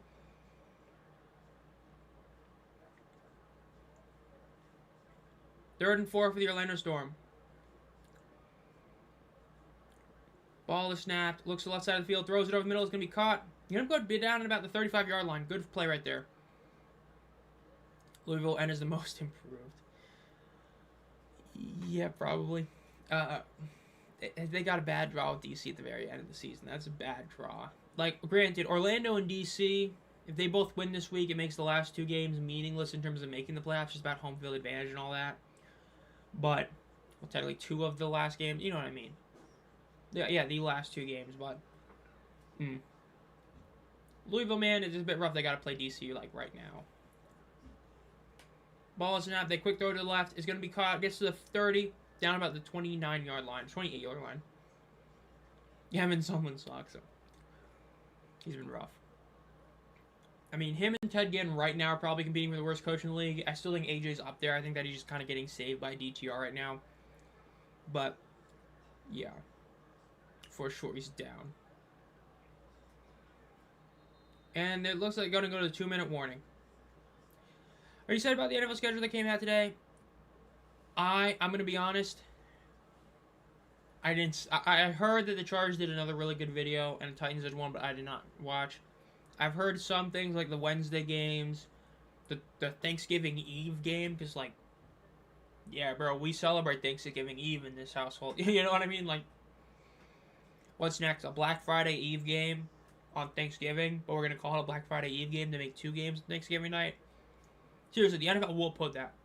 The NFL would pull that BS, putting a game on Prime on Thursday night and then one on, like, Fox on Thursday night, and call the Fox one the Thanksgiving night game, and then call the one on Prime or whatever the Black Friday Eve game. Like, just watch them pull that BS. I do agree as well. They're moving down the field pretty well. Dallas doesn't have a timeout. You got a lot of timeouts. I think that's definitely the one thing to do right there. I think it was the right call for sure to go to the 2-minute warning. You want to score a touchdown with like 30 or less seconds left, for sure.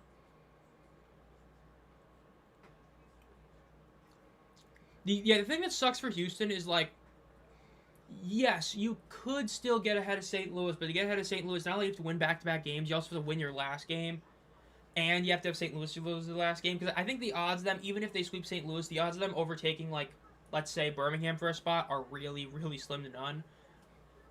So it's rough. Yeah, I mean, Dallas, they got one timeout left. Again, we were already talking about, they use their timeouts when they really shouldn't have. And it's, coming back to bite them, where you don't have that extra timeout. Kind of screwed. The United Bowl, June 13th, going to be there. Hopefully going to have a good time. So, notable names that did not make the weekend. J.J. Spawn didn't make the weekend. Tommy Fleetwood, Bobby Mack. That's a shame that he didn't. But, yeah, there's a couple of really... A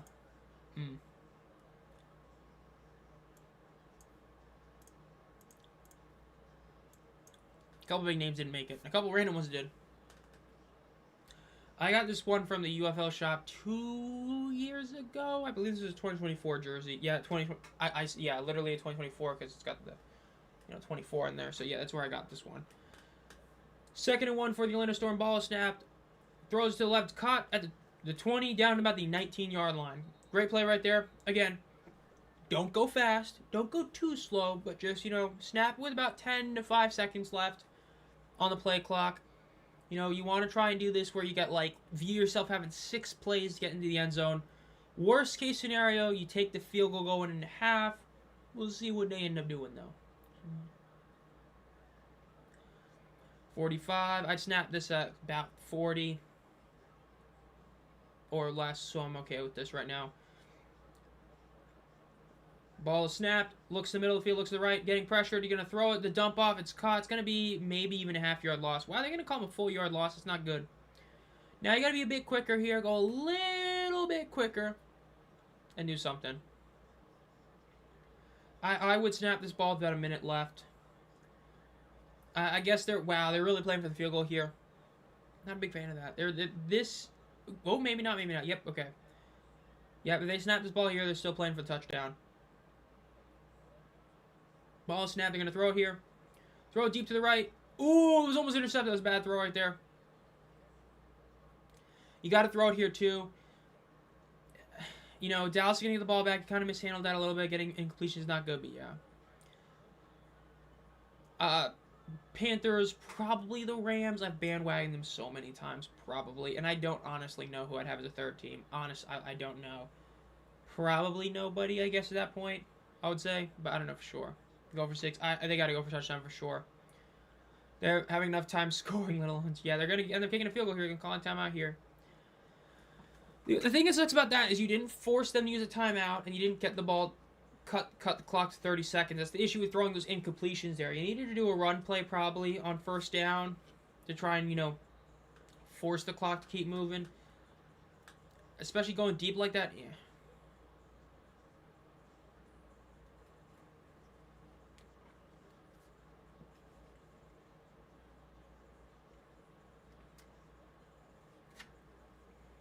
Third and 11 for the Storm.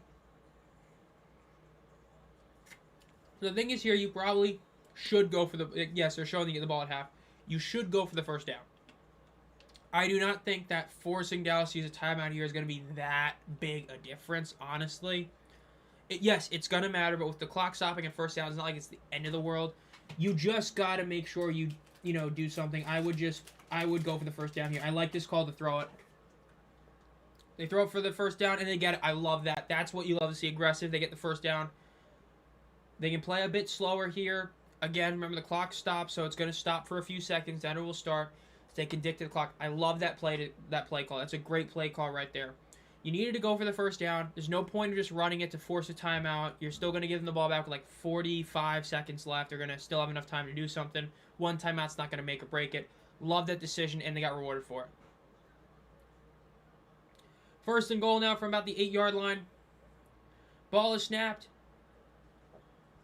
Plummer's pressured. He's going to throw it. It's going to be caught. And he's going to be down about at the half or the 1-yard line. Now I'd call timeout. I call timeout in about 20 seconds left. Like I said, if you score a touchdown, they better not be spiking this. Better be doing a QB sneak. QB sneak would be a good play here. Touchdown, Orlando. Love that. Perfect. Go for the aggressive. I'm the guy that's always talked about conservative unless it's within half a yard. Told you they needed to go for that third down. That was a great play call. Great plays. Touchdown. They get rewarded for it. In theory, tie game. I have no idea about Haynes King. I have not heard too much about him. I don't believe. So, that's a great way to end that drive. Made a couple mistakes in play calls. You decided to go for it. Going for broke. You get rewarded for it. I love that. You're going to go for this extra point to tie the game up. They do get the ball at half, so that's huge for them. Let's see if they make this kick, though. He does. It is a tie game. It is 10-10. Dallas, Orlando.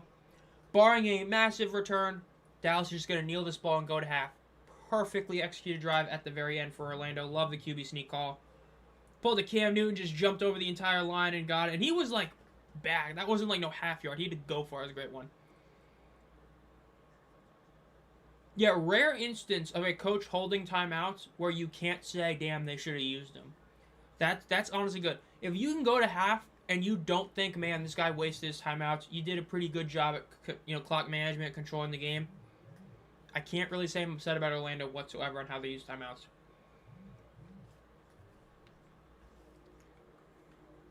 What am I getting notified now? Some random stuff, baby. That was such a good drive, man.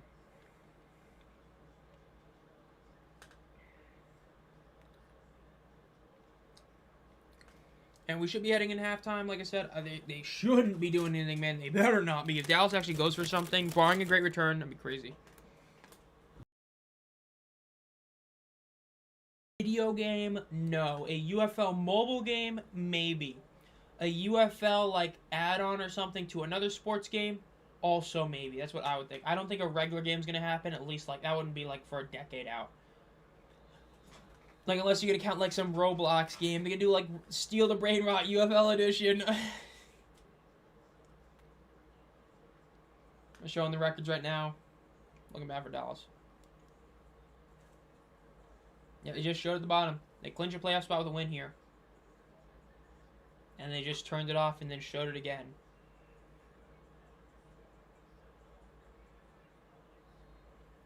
And they're going to kneel it heading into half. So it is a 10-10 game at half. It hasn't happened ever. It's only halftime.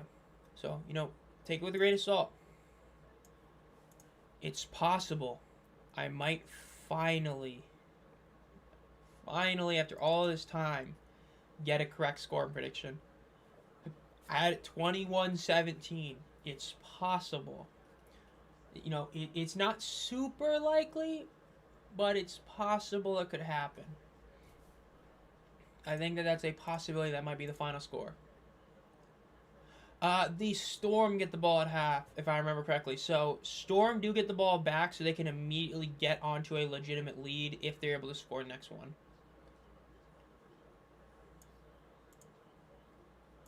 Four new posts. some random BS stuff. Random stuff. Random stuff.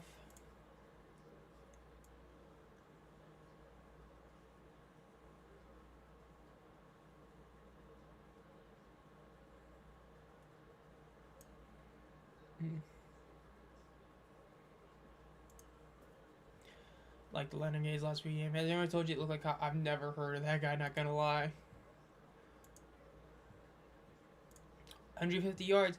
150 yards, like a third of what DC had in the first half last week, but it's only 3 less points. Oh my god, that was so bad from DC last week. That was rough. That was rough to see from them, honestly.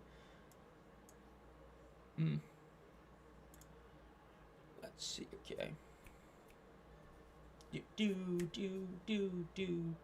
Okay, and we're done.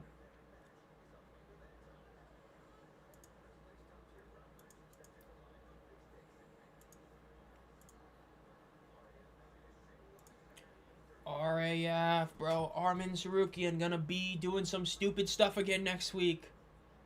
Gonna do some stupid stuff like he always does. Oh, Cavaliers are gonna lose tonight. It is what it is. There's no hockey game because all the series are over except the Sabres and the Canadiens.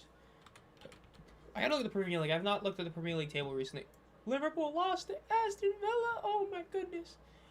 Oh, please tell me the schedule. I mean, the standings. What I want to. Oh no, there's only 2 weeks left. Oh, Chelsea, please win. Oh, no. Yeah, this is bad. Tottenham might. Arsenal could win the league? Oh, no. We need Arsenal to lose. We need Arsenal to lose one more game. Ooh, the FA Cup final is tomorrow morning. Man, I ain't getting up for that. If I wake up at like 11, I'll put it on. Tottenham. Who do they play? They play Chelsea Tuesday and then Everton. Please go 0-2 in those games. West Ham, who do you play? Newcastle and Leeds. Please beat Leeds. Yeah, I want to see Tottenham get relegated. It'd be so funny. It would be so funny. It'd be so cool.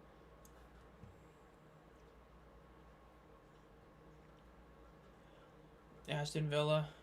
Crazy. They would be the win.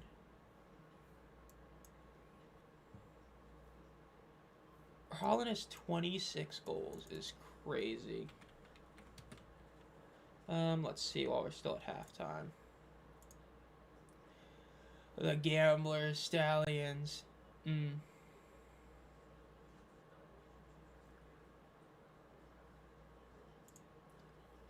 Praying Timmy Turner. It'd be hilarious. No, I do not drink. I do not tip the bottle. I don't pull Tiger Woods. I don't drink. Random Tiger Woods slander. It's not like it's a bad time to pull it off after considering he kind of, screwed himself over with all this. I'm just saying.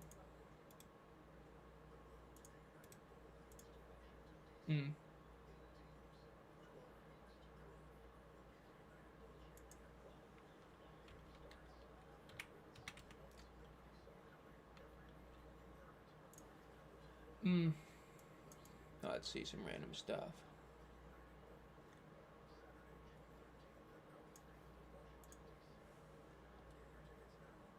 There we go, okay.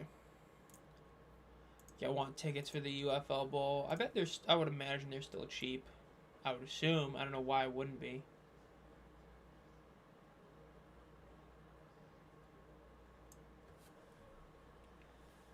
Yeah, tie game at half, 10-10. Love to see that. And they're interviewing another person for the U.S. Army again.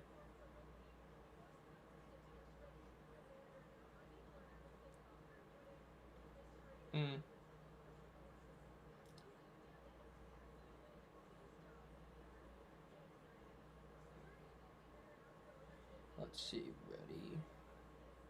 And type that out. Oh man, I'm gonna get used to this new phone. It's spam the team emojis. W sell out. Hey, we love it. But it is true. It's nice to have an all-late emoji. I still gotta make that video. I really don't know which one I want to do this month because I've had a couple ideas. Like I've been thinking about like doing a LeBron one about what he's gonna do next year. Thought about doing like some other one. I gotta think, but I gotta look at what I did last year at this time while we're in this thing. Can I go to my playlist? Yes, I can. Playlist, member videos.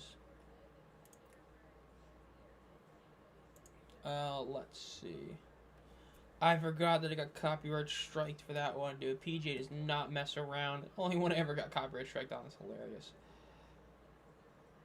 One of my best thumbnails I ever made. Oh, it was May last year. May last year was... Oh, that was on the NBA player list. Oh, wow, it's almost a full year then. That video aged insanely well.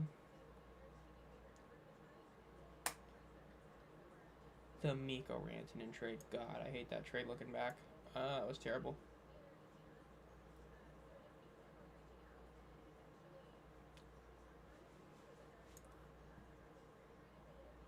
Some of these videos, man, I honestly can't believe I did. Like, I just kind of forget about them. Let's go back to this then.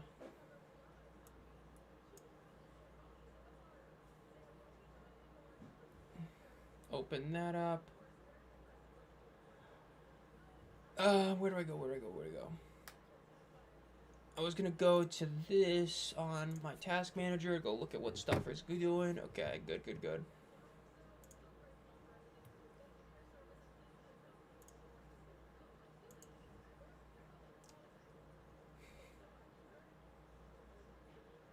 Showing some randoms. I just can't believe they keep doing this, man. This is like throwback. This is a throwback to 2024, man. This is a total throwback to win every single game, which is interviewing all these Army people every single half. Granted, this is like worse because it's every 2 minutes, but still.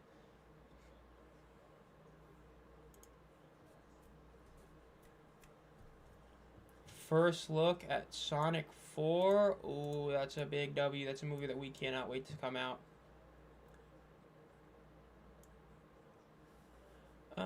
Random stuff, okay. March 19th. I gotta wait a whole other damn year for that movie. That's so annoying.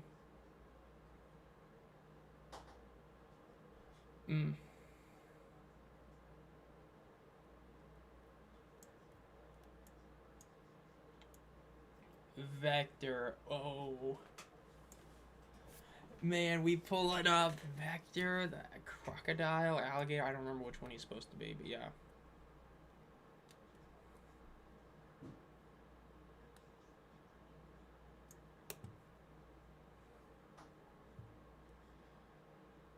I can't stop waiting, peeking, coming. What's new post?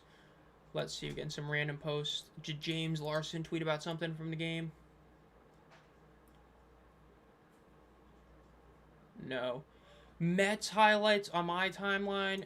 We're down 4-0 and you're posting a highlight of you getting it of a home. Oh my god. Only the Mets, bro. Posting this highlight like it's a big deal. It's the bottom of the 7th and you're down 4-0. Congrats, Soda. You hit a solo home run. God, I hate this team. Spent all this damn money to be actually terrible. It's crazy. Better to interview NFL view souls after watching UFL. You're not wrong. Taylor Swift, anybody? Gotta show her 10 times the box. Then DC's named Captain while they're working. Oh my god. You know what? Fair. Like, dude, especially, like, I get it. I don't know if it's, like, Acho is, like, behind it and he just assumed they're all the same as, like, Jaron Horn, but, like, there's a big difference from a guy being in the booth versus on the field. A guy that's been doing this for years versus a guy that just started doing it. That's crazy.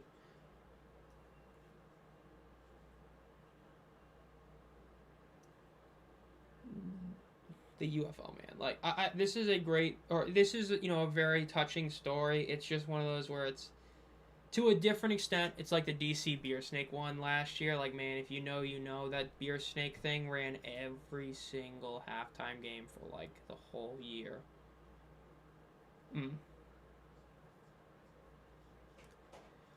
Gotta love the teammates. W teammates.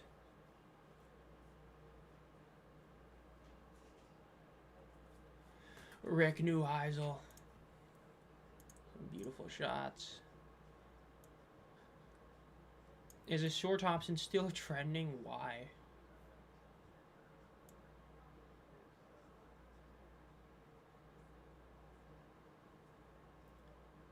Ooh, that's a big block. Okay.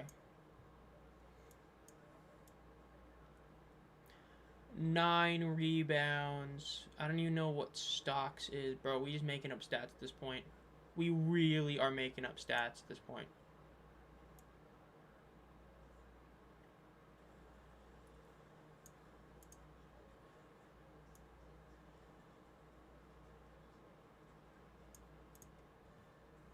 Oh, steals plus blocks. Ain't no way we're using stocks as a stat and actually calling it. That's crazy.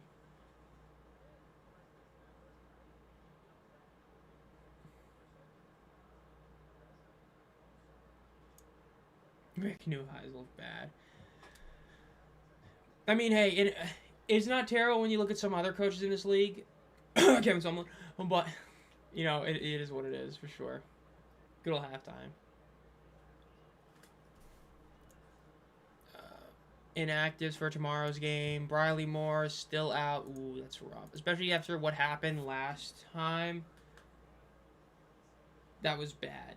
Last week, you know, with Fairchild, he did not have a great time, so that's really bad that he's not there. Gabe Taylor out, hurts, obviously. Let's see. Braylon Sanders is rough. Yeah, so big injuries right there for the defenders. I am shocked that just came out, considering that game is earlier than the Gamblers. That the Gamblers came out, like, significantly early, like an hour earlier. It's crazy.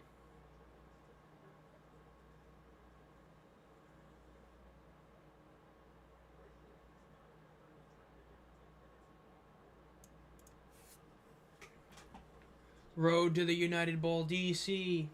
Why are we showing the Renegades like they're going to be there? I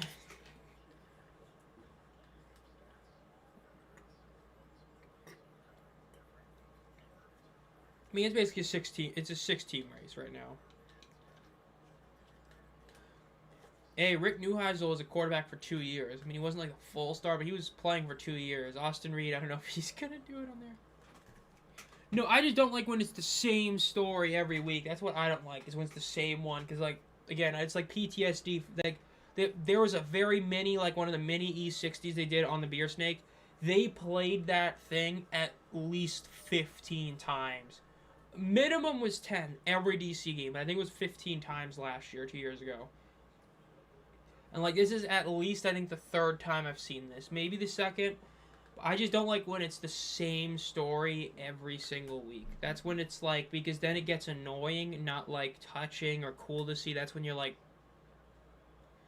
especially because like the league knows a lot of these people that are watching these games are watching every one of them. So you're talking like at least a few hundred or a couple 100,000 people are seeing the same exact halftime show every single week. It's like crazy, man. Sup, Greg? Go Renegades. No pizza allowed halftimes. Hey, don't say pizza around Kirby Wilson. That's trigger word for him. I don't know if you know, just in case. They show the Gamblers, so why not? Yeah, and the Aviators, man, the Aviators are like fully cooked. I think they're literally at 6% odds. I think it's 4 or 6% chance to make the playoffs. It's something like really bad. Like the game, like the Aviators have some really bad number. Because like I said, the reason we don't think that Houston's going to make it is naturally they play St. Louis twice, but like if they beat St. Louis twice, there is a very real shot that they make it. It's just that we don't think that's going to happen. Columbus is like, even if they sweep Birmingham, there's still a really good shot they miss the playoffs. They're like really cooked. Like their tiebreakers are really rough. Because you got to remember, like there is a world where Houston gets tiebreaker over both St. Louis and Birmingham. That's if they go 3-0, which I don't think any of us think is going to happen. But if they finish the season 3-0, you know, they'll have had to tiebreaker over both Birmingham and St. Louis. Then if, you know, all three teams finish 5-5, they get the tiebreaker. Just that we don't see that happening. Whereas Columbus just not got that luxury. Them playing Birmingham twice is not good because they already lost to, you know, Dallas once. Strength of victory is weird. It's just rough. Showing the week 2 win for the Gamblers. Oh, no, is this the interception? Oh, it's a deep pass to Kane. I love they're showing the highlight. Are they gonna? No, please tell me they're gonna show the fact they lose this game. Oh man, they just skipped all the fact that they lost that game. That's diabolical. But they show that one. Okay, they don't show the ending where the fact that Stallions lost that game, but they show the big play to make you think they won. That's crazy.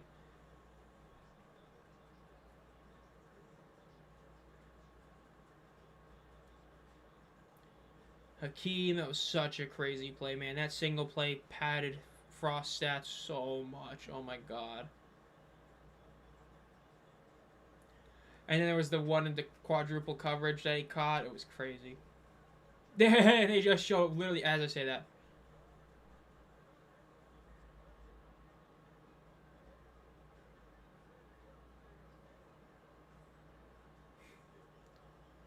Show DTR throwing over the middle. Show the OT game.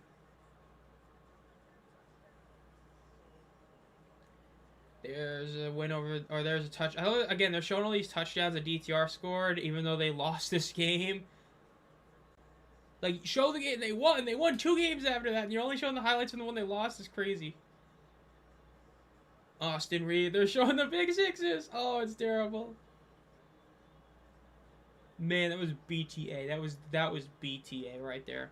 Even though the Houston score was worse, I'd say that was the biggest BTA because they beat them every single way on the field.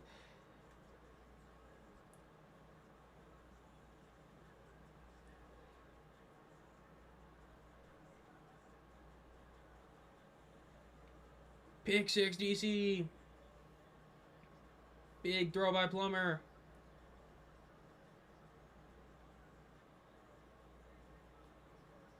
Ted getting Gatorade shower. That's crazy. That was a cool celebration when they won that game. That was a cool one. They just showed the Tide Haley twerking. Oh my god. What are we doing? What are we doing, guys? In 7 words or... Oh, damn, that's a good question. I don't know. Missed field goals has to be at least 3 of them. Orlando's missed 2 kicks. They easily could be up 16-10. Missed field goals...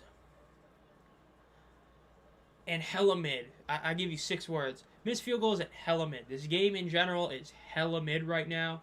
It's a football game being played. It's been like textbook football in some ways. Again, just missed field goals. Orlando had like... It really could be worse for Dallas, but Orlando had a really great last drive. They scored a touchdown with like no time left, but yeah. Yeah, showing both pick sixes after you did the Reed montage is definitely a choice. That's definitely crazy. That's definitely diabolical to do that. That is hilarious. That's one of those things that's like, man, you really did that to him? Come on.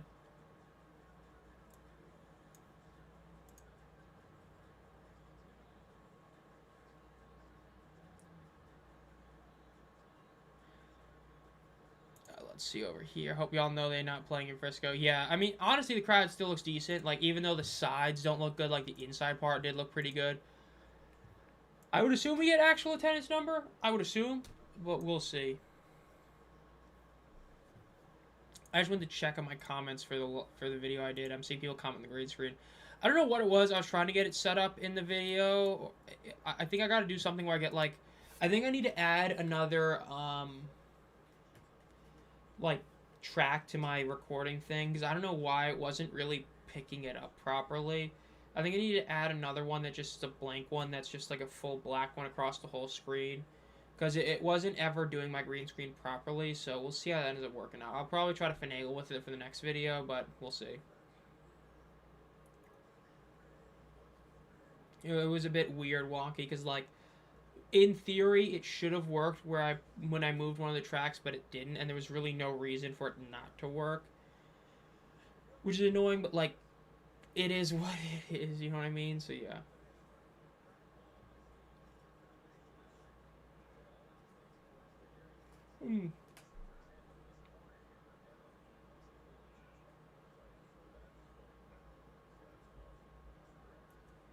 Showing some random stuff right there. Let me see if I can do this while streaming. This might be a bit awkward. This might really make my thing laggy, but F it, we ball. You know what I mean? F it, we ball, chat. Okay, open this.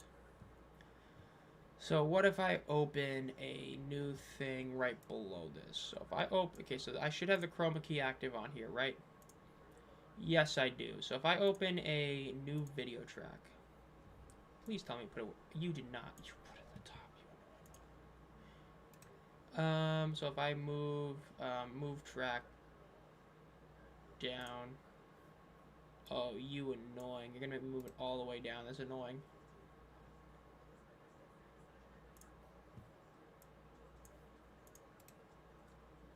Move it down again. Move it down again. Okay, and then move down one more time. I should be able to put, like, just a literal... Let me see. Can I literally just look up, like, black screen? Okay, you're just not letting me. Thanks. If I open this... So, UFL.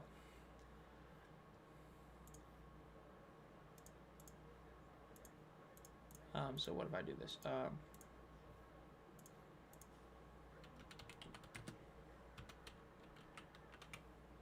So do that. Close that, and if I open this, ooh, and I clicked the wrong thing again. No, Louisville has not won a home game yet, if I remember correctly. They have not won a single one. That's a big issue with their team, is they just can't win at home. That's a big part of why I ended up actually picking DC to win this one. Is like, there's no way they're gonna win at home. So it's hilarious, but it is true. That's kind of how it goes.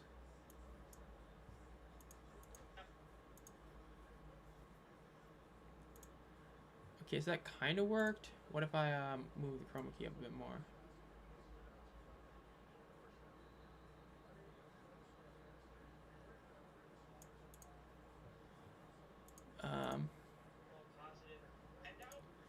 Okay, so that kind of worked, but doesn't work as well as I thought it would. Yeah, okay, this is weird. Yeah, so the chroma key is like sort of working right now, but not really.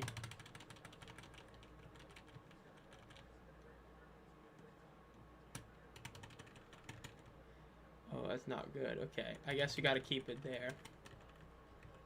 Okay, I'll try to finagle this. It's awkward how this works. I think I actually know what I can do to fix this, so I'll probably try and do that in the future. I'm going to save this because this actually works somewhat. Okay, well, hopefully it works in the next video. Like I said, worst case, it'll still be a bit rough, but it'll be okay. Best case, it'll be fully fixed. I might even just keep it up, because like, I can take this off in theory. I just don't want to. I don't want to have to keep folding it, because that's how you damage it. But yeah.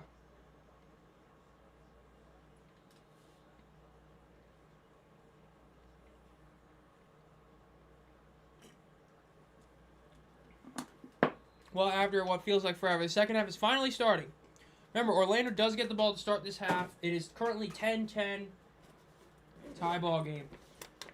Then we return up to the 20, the 25, the 30, gets to the 35, gets to the 40. There's a flag when he gets to the 45. Big return, but there is a flag. We'll see who this flag is on. If it's on Dallas, huge gain for Orlando. If it's on Orlando, negates a really big rush, or big return. You pointing at the flag is great. Holding on the receiving team. When it came out, it's probably not going to be as bad as it could be, but it's still going to be rough naturally, but we'll see.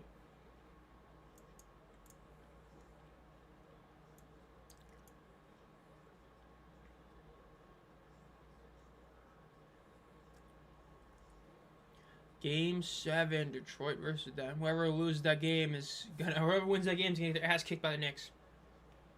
That's the crazy part about that one. Goes to a football game, he's just there and hopes the other team hands them the win in the end. Don't you love them only putting up like 20 points every game? It's beautiful, man. They put up like 20 points and you win or lose. In shotgun. Throw it to the left. It's going to be caught at the first down marker. They might give him about a half yard shy, but ew, wow, they're going to give him a bad spot. They're going to give him like a full yard shy. But still a nice like 9-yard gain for the Orlando Storm.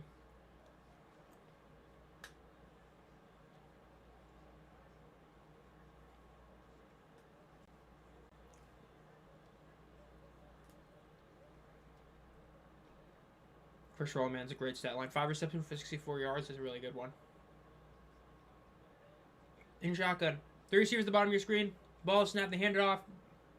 Great play by the Renegades defense. They fully broke that up. It's about a 2-yard loss for the Orlando Storm. Sup, G-Man? Nice to see you here. Pop in. Oh, I forgot that I have the Kings in their traditional mode. I forgot I have them as well, but... Yeah, man, this is the game that, this is a game that's being played. There's not really too much to say, honestly, but... It's a game being played, man. Sean Gilhammer right there on the sideline.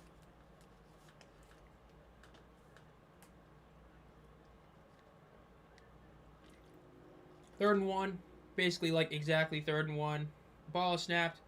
Fake hand up. Oh, great play design. Plummer gets the first down. Gets to the 35, the 40, the 45, the 50, the 40, the 30. He's got nobody in front of him. The 20. He outruns everybody. He's got one man to beat. Touchdown, Jack Plummer. Jack Plummer with a 70-yard touchdown rush. Oh, my God. He had to outrun, like, 2 guys, and he did it.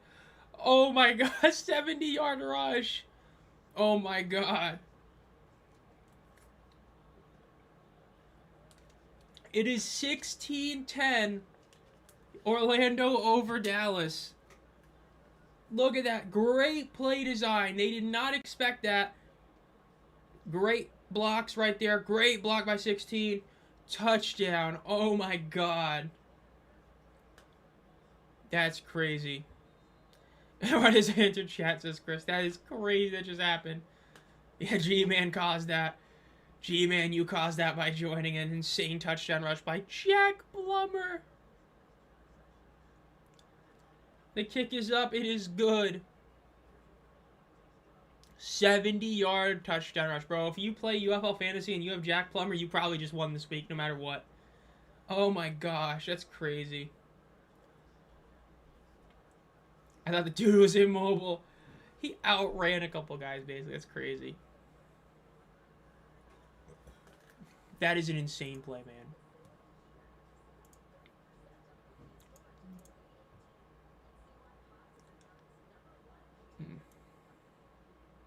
Holy crap, Jack Plummer long TD run, says Anthony. Plummer won MVP. Honestly, with how the league has been, there is a real shot that he could win it. If the Orlando Storm end up beating DC at least once to go 1-1 and they end up having tiebreakers, it is very much possible that they end up getting the 1 seed, right? And if they get the 1 seed, Plummer's one of the few guys to start every single game all year. I say one of few, technically one of 4. He could do it. Like it's at this point, it feels like it's him versus Teamu. It does not feel like there's any receiver or any defensive end that's playing that level to be a true MVP candidate.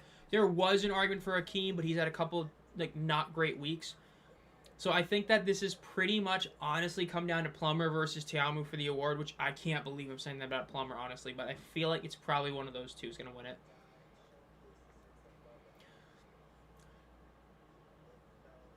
Is that 2022 Cookus? Oh my god.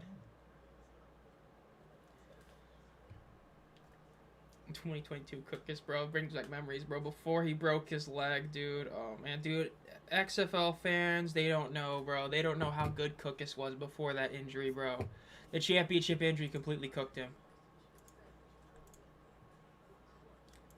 He was a different guy, bro. He was so good. He was so mobile as well. He was insane.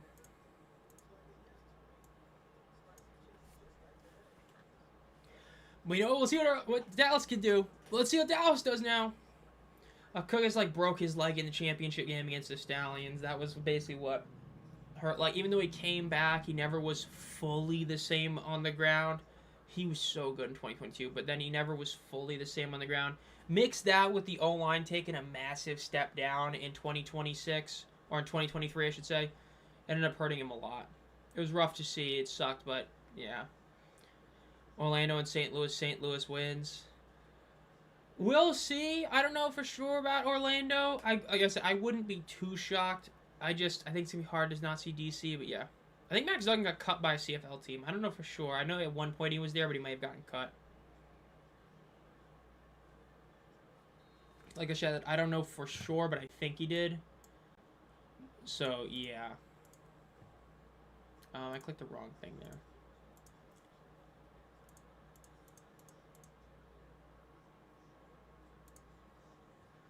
Okay, there you go. And the legend of the Shark Dog. Oh my god, that game was great. Returned by the Renegades up to about the 37-yard line, dude. That game, still the best spring football game I've ever seen. That championship game, man. The pick six, KJ Costello coming in. Dude, oh man, we should have used that meme, bro. That's the perfect template for the Jimmy G meme with the music coming out. KJ Costello coming out to win the USFL championship game. And then it's just Jimmy G coming on the field because, oh my god, bro. He threw that pick six and it was over. I mean, he technically did get it back within a score, but that was when it was over.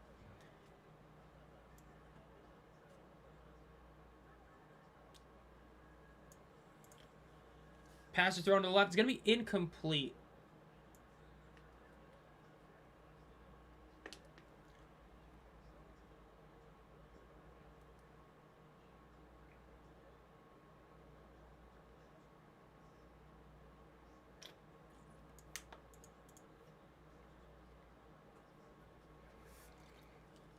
That was a humble halftime story.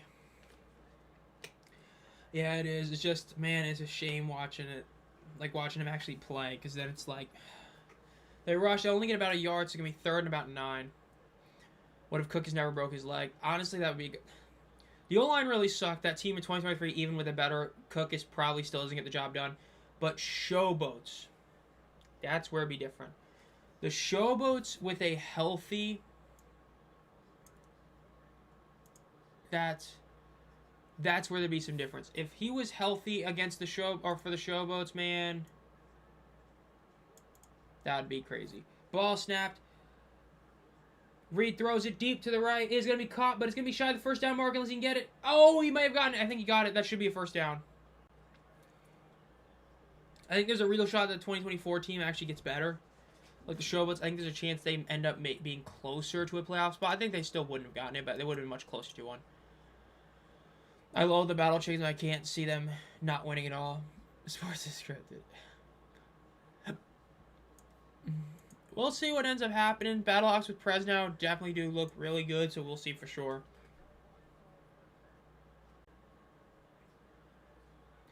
I believe he threw the pick six and he threw one of the touchdowns because the game ended like 33-30, so I think it was to Chris Rowland. He threw like one really good touchdown and he ended up throwing the interception that, Shark Dog took for the touchdown. So yeah.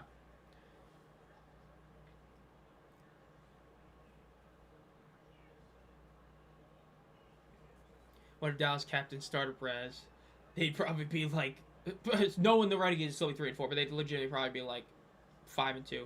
They hand it up in the middle. They get the first down and then some. That's going to be about a 16, 17-yard rush right there for the Renegades.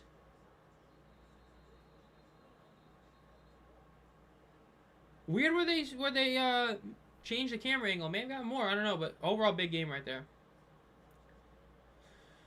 Oh, in that specific game, if Cookus doesn't get hurt, I do think that they probably win. I think that the Stars probably do pull off that win. I think that was a much bigger difference with him going down versus Jamar going down, even though Jamar was like earlier. I think if both quarterbacks stay healthy, I think the Stars end up pulling off the upset. And, it'd be interesting to see what would have changed. Troy Williams for his last game against Houston last season. Troy Williams got to a championship game. That's about it. He got to it. He didn't win it, but he got to it. 1st and 10 for the Dallas Renegades.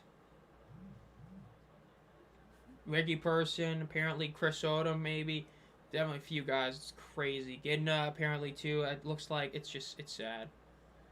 Ball is snapped. They hand it off to the left. And it's going to be about a 2-yard gain for the Dallas Renegades right there. 2nd down.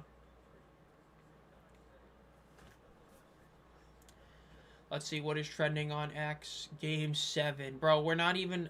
The fact that, the game itself was not trending whatsoever and now Game 7 is trending is hilarious.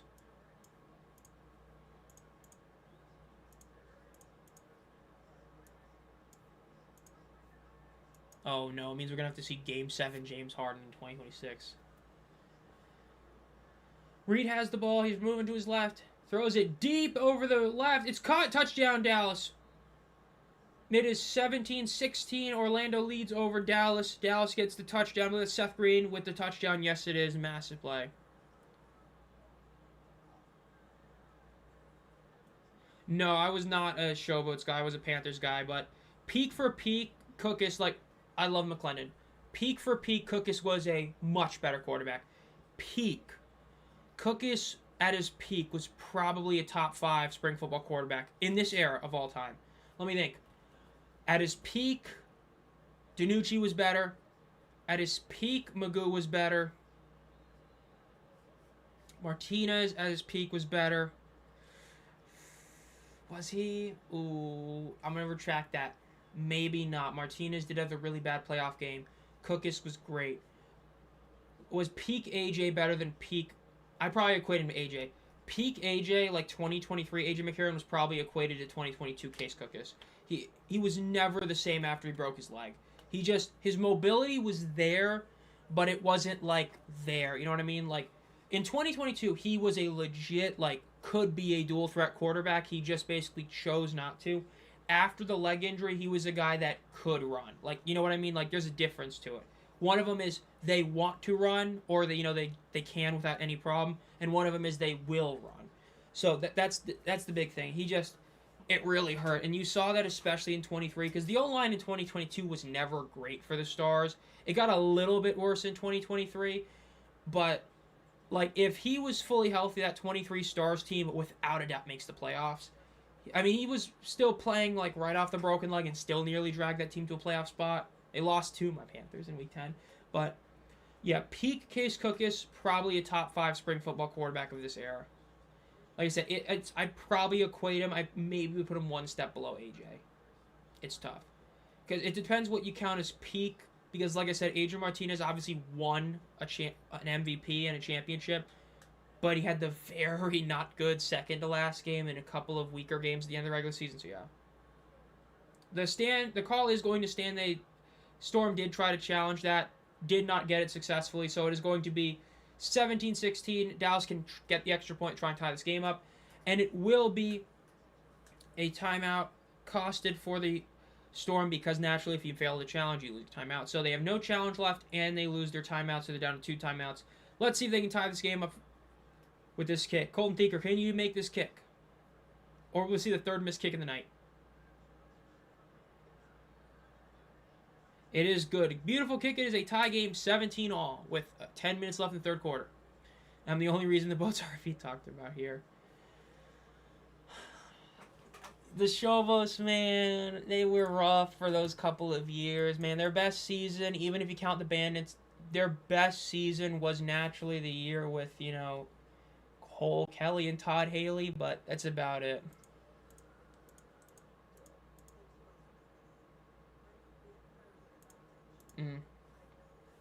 Andrew Luck type of missed potential.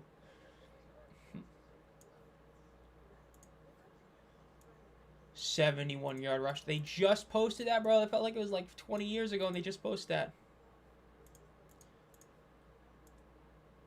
Big time matchup at featherweight. Where's this so-called big time matchup? Because I know damn well they're not calling Arnold Allen versus Costa a big time matchup. That's like a good matchup.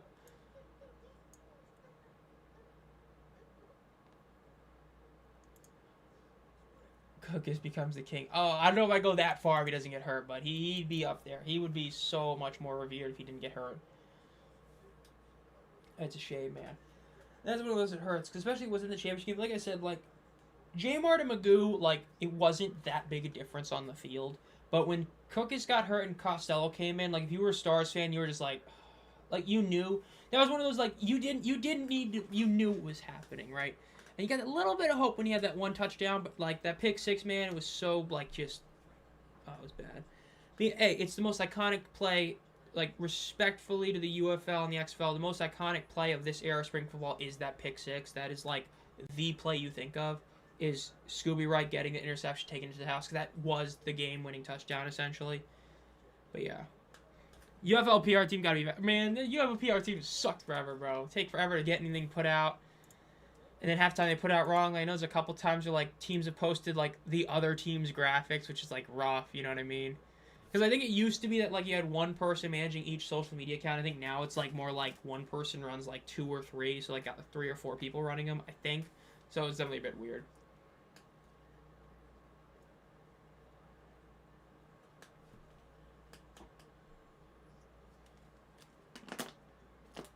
The fumble 6, yes, that was, oh my god, dude, the crowd erupted when that play happened.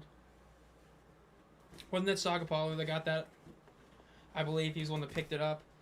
That was crazy. Let's see what Storm do on this drive. Turns at the 15, up to the 20, the 25, gets in the middle, and he's going to be taken down at about the 30-yard line. The stupid forward handoff penalty in the 23 championship. 17-17.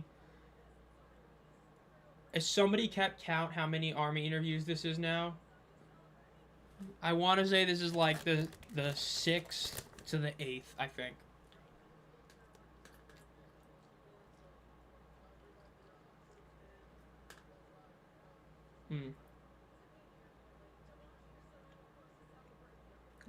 This one I'll give it pass because this is family. So this is an okay interview to do. But still, damn, how many of these do we have? The Storm hand the ball off. It's going to be about a 3.5-yard gain for the Illinois Storm on first down.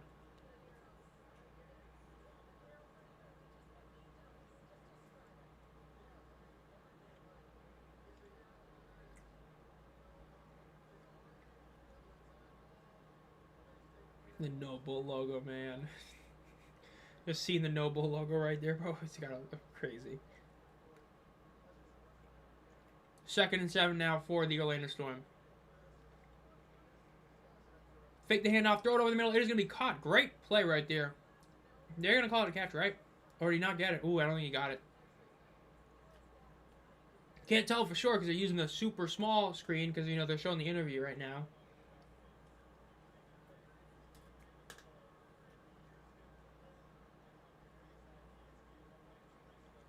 This is going to be the 3rd string tackle. Oh, my God. No, we had so many interviews this week. Oh, my gosh. This is like watching an ESPN game. That is meant to be an insult. Pass was incomplete. It's 3rd and 7 for the Orlando Storm. Plummer throws a check down. He's 8 yards behind the line of scrimmage. Gets past, gets the 1st down, gets the 45, the 50, down about the 47-yard line. Great play right there with the Storm. UFL broadcast will interview anything with the polls, bro. They're going to interview. If they find a cockroach, they're going to put a mic in front of it and ask it what its thoughts are in the game.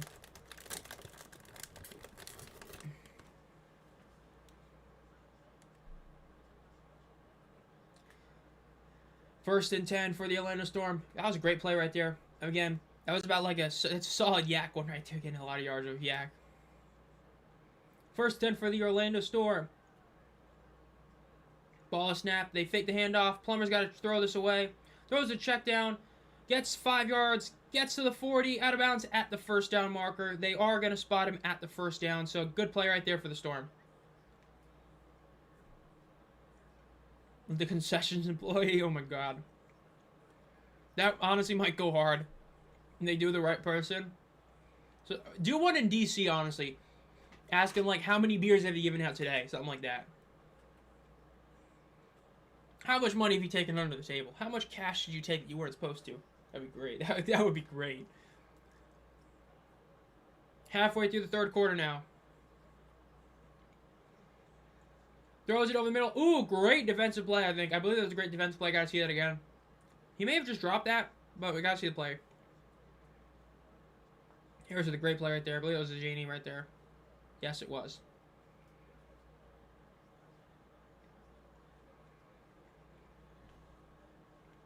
Second and 10 now for the Orlando Storm. The stadium chant. Oh my God. I mean, again, it's the UFL. I wouldn't be shocked if they were to do that.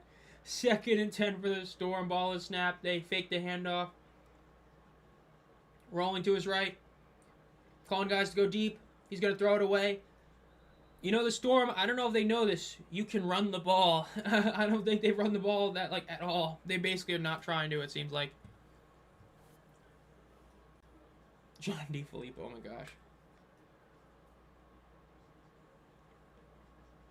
When even doesn't do what they tell, oh my gosh. Man, Captain Moneyland, those interviews was something else.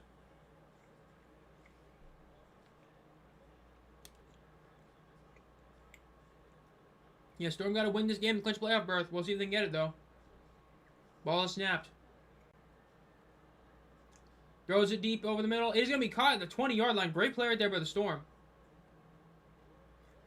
Well, it looks like my prediction of a 21-17 game ain't going to happen. You know, they score here. It ain't going to be no 4-point field goal. It's going to be a touchdown or a regular field goal, and I don't think I'm going to see a 1-point conversion, so...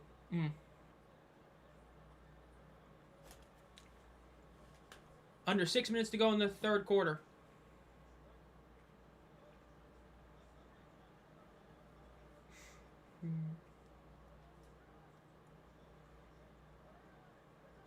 Ball is snapped. They hand it off. I guess that's why they're not running it. And they lose half a yard. Blocked field goal to 4-pointer. Oh my God. That would be crazy if that happened. 2nd down now for the Orlando Storm.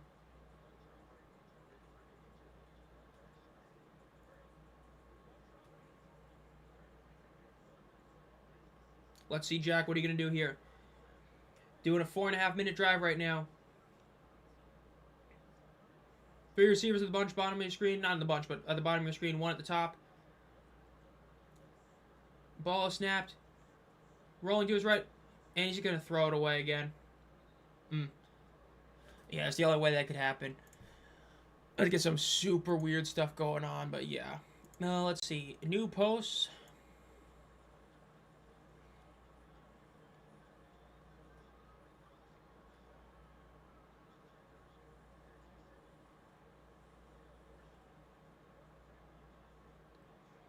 Some random stuff. Okay.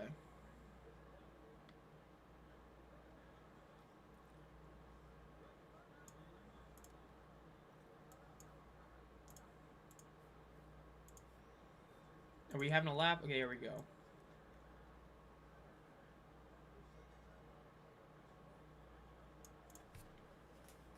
Orlando calling your second time out of the half. That's definitely rough right there. Like we said, they lost the first one because of the failed challenge. Now they're down to one timeout. Like Dallas, it hurt Dallas a lot at the end of the first half. It allowed Orlando to basically do whatever they wanted and dictated, even with the bad incompletions. Not what you want to see using time there, especially on 3rd and 11. Like, you're already at a long third down. Making it 5 yards longer, I don't think is a big deal. I probably wouldn't have used a timeout there. I probably would have taken the 5-yard penalty, but yeah. Sup, Steven? Been hell of a day, finally made it. Doing decent, worrying about PC stuff tomorrow that I thought I was going to have to worry about today, so pushing the, just pushing the boulder for another day, but overall decent right now. The Indian Fever lost another one. Bet coaching malpractice 101. Yeah, it's a classic, bro. Anthony Beck misusing timeouts, bro. We gave him too much credit after the first half. Because, that was, the first half mainly was probably the OC, so that's probably what it was. 3rd and 11. You better get the first down here. Use the timeout on it. Throws it over the right. Ooh, if he catches that, it's going to half yard. He did catch that. I'd go for it. I take it back. You have to go for it. You used the timeout for this. You better go for this. You better go for this. You used the timeout in this drive, so you better be going for this and getting this. This is literally half a yard. Are they saying this might not be a catch? Really?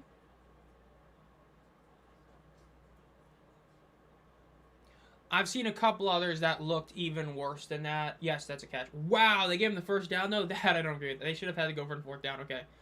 1st and goal. Ball snapped. They hand it up the middle. 2-yard gain. 3-yard gain. 4, 5. Nice play. It's going to be down to the 1-yard line. Going to be 2nd and goal from the 1-yard line. Yeah, this has become a decent game. The first half, like the first quarter, really was a drag. But the last, like this quarter especially, has been pretty good so far, honestly. Let's see, 2nd and goal now, 6-minute drive. They're trying to act like the Columbus Aviators. But this is amateur, bro. The Aviators would have had like a 10-minute drive here. Let's see what they do here. 2nd and goal. They get another quarterback sneak. That'd be great. Just quarterback sneak it again. No, they hand it off. And it's a touchdown. I don't know how he was able to get through, but Corbin gets the touchdown. It is going to be 23-17.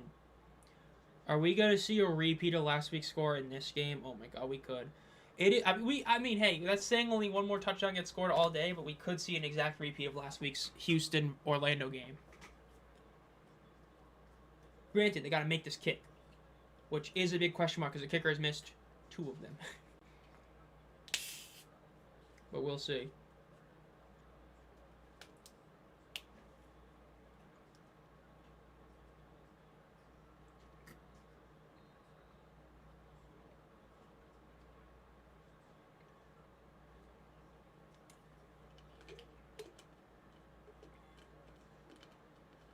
Kick is up. Good. It is good. It's 24-17. Orlando has the 7-point lead over the Renegades with 18 minutes left in the ball game. Still can't believe we saw a 70-yard rush by Jack Plummer. Oh my god. That's terrible. Oh man, you gotta be sick to your stomach if you're, a Renegades fan watching that. You let that dude hit that? Oh my gosh.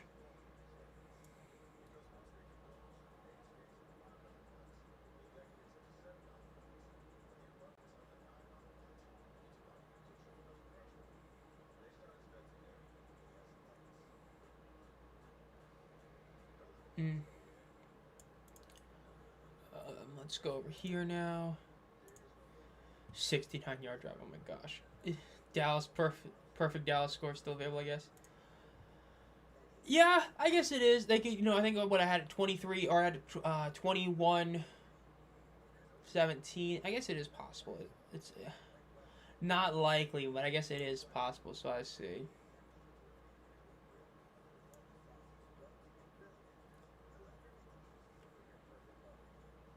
Oh, man. I did not want to see... I just opened up Reddit, and one of the first things I see is I missed the Arizona Hot Shots.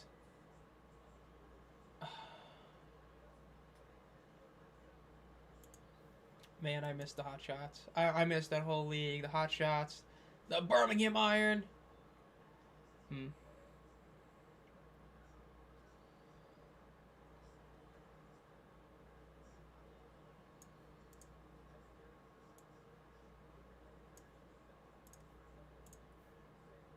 Hmm.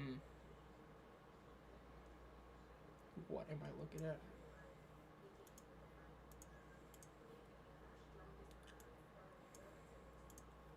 Okay, here we go.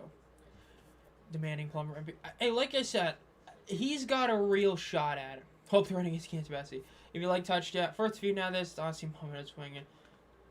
The Plumber run was insane, but I think that Plumber right now, it's him or Teamu. I really don't think there's any way anyone else gets MVP at this point. Even if Perez has like 2 insanely great games, he's just played too little. It's gonna be Teamu or Plumber that wins the award. It's gonna come down to the head-to-head games. Either head-to-head game because they might only play one, or it's gonna be the head-to-head games between both of them. That's gonna determine MVP. Because right now there are arguments for both of them. The peak for Teamu has been better, but overall consistency, Plumber's been better. Because even in his worst games, he still was, either A, just very cautious and didn't turn the ball over, or if he did turn the ball over, he had a gaudy passing stat. Whereas Teamu's been very hit or miss. McLennan ain't gonna get it, even if they make the playoffs, and then Reed ain't gonna get it. So it's gonna be one of those two guys. The Fleet. A return is gonna be up to the 5. He's gonna return it to the 20, down at the 23. Probably should take the touchback, but he could be out. The Orlando Apollos. Bro, the Luis Perez, Trent Richardson, Birmingham Iron. Salt Lake Stallions, I could do without, but but those other teams, man, that was a great league. Memphis Express with Johnny Football, bro. We had Johnny Football in the league. But not the championship. It's possible. And I mean, hey, it is true. Like, if Teamu gets the MVP, there is an argument for who the real Spring King at the quarterback position is if Teamu does get the MVP, because then there's a really one. They hand the ball off. It's about he gets past the first line. He gets to the first down marker, gets about 12 yards in the carry. We'll get the MVP. Fired Kevin Sumlin. Oh my God. Harrison Frost should be MVP. I mean, hey, he did all he could to get DC the victory, so maybe. I agree. Honestly, if I had a vote, because of the last couple weeks, I'd probably give it to Plumber somewhat reluctantly, but I probably would agree with that. Ball snapped, they hand it off, cuts inside, gets about a 5-yard gain. If he gets MVP, we're probably still not running it back.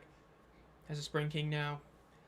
I do think that right now it's probably... Like I said, it's going to come down to the head game. Because Week 10, this is a big deal. Like, I understand that DC might want home field advantage, but they won the championship last year having rested starters for 1.5 games. I would not be shocked if they were to negate home field advantage for, the playoff game.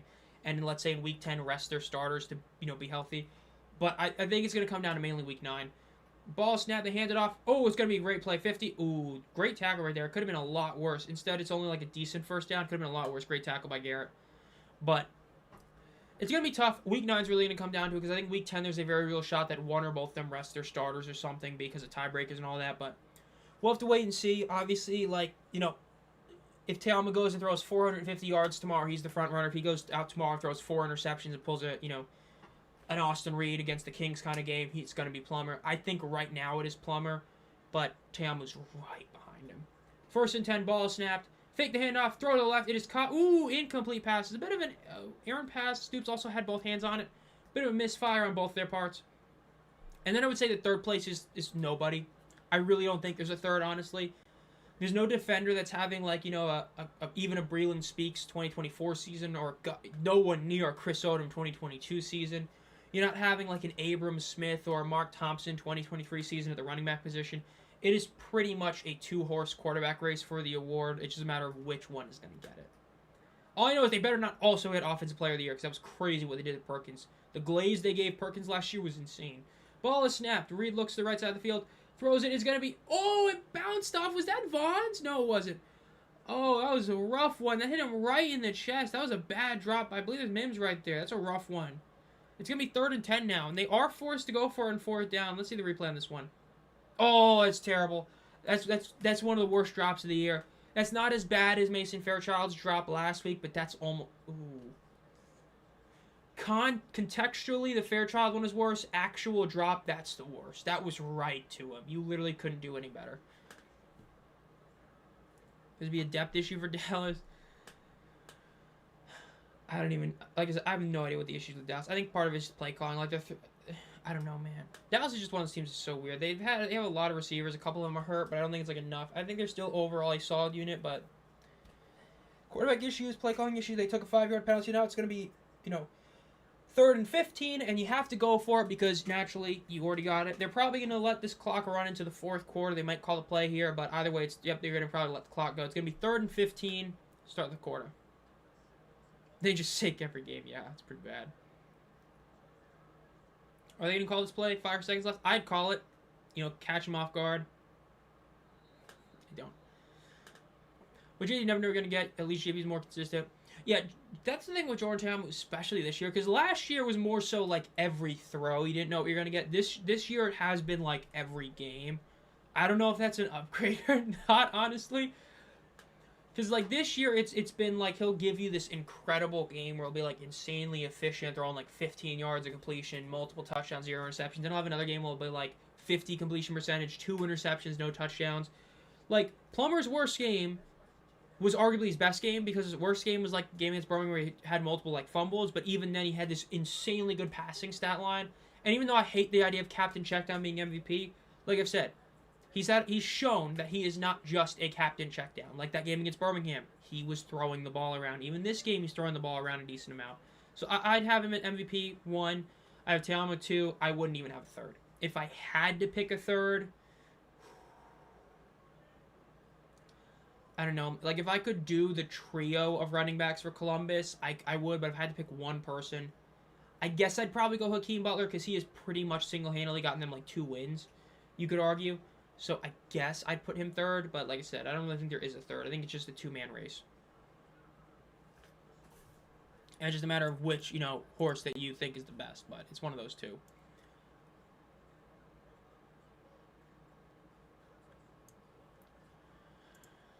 Let's see what some trending stuff is. Game 7 is still trending for some reason. I don't even know. I don't know what this trending is.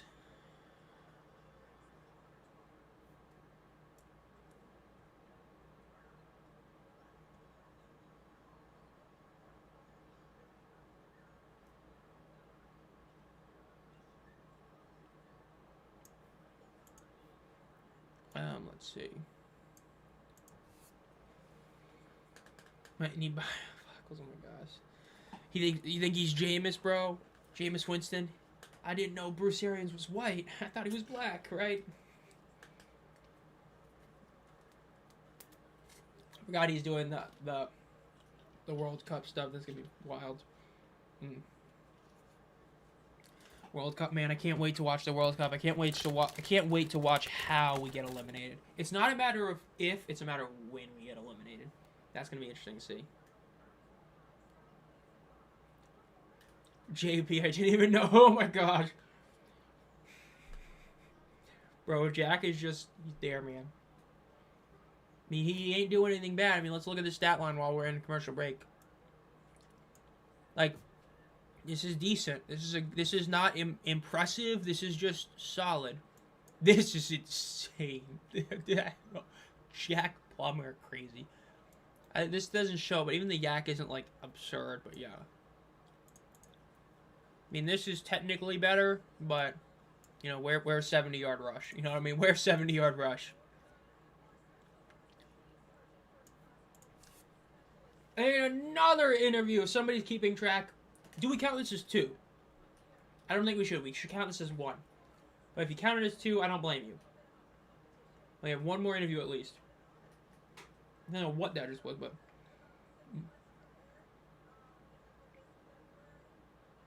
Well, let's see what happens again. It's 3rd and 15. Because of where the Renegades are, they are forced to go for it in 4th down because they did cross the 50 before this nationally. We talked about, doesn't matter where you are, if you cross the 50, you no longer can punt unless it's within 2 minutes of half. So Dallas has got 2 plays to gain 15 yards after the false start penalty. Start of the 4th quarter now. Ball is snapped, getting pressured, rolling up, and he gets tripped. Great sack by Orlando. It's going to be about a 3-yard loss, or about a 2-yard loss. Reed immediately decided he was going to run it, and they got tripped. That was a great play by the Orlando defense. That's a huge one. It's going to make this a really tough 4th and 17. Remember, they have to go for it here.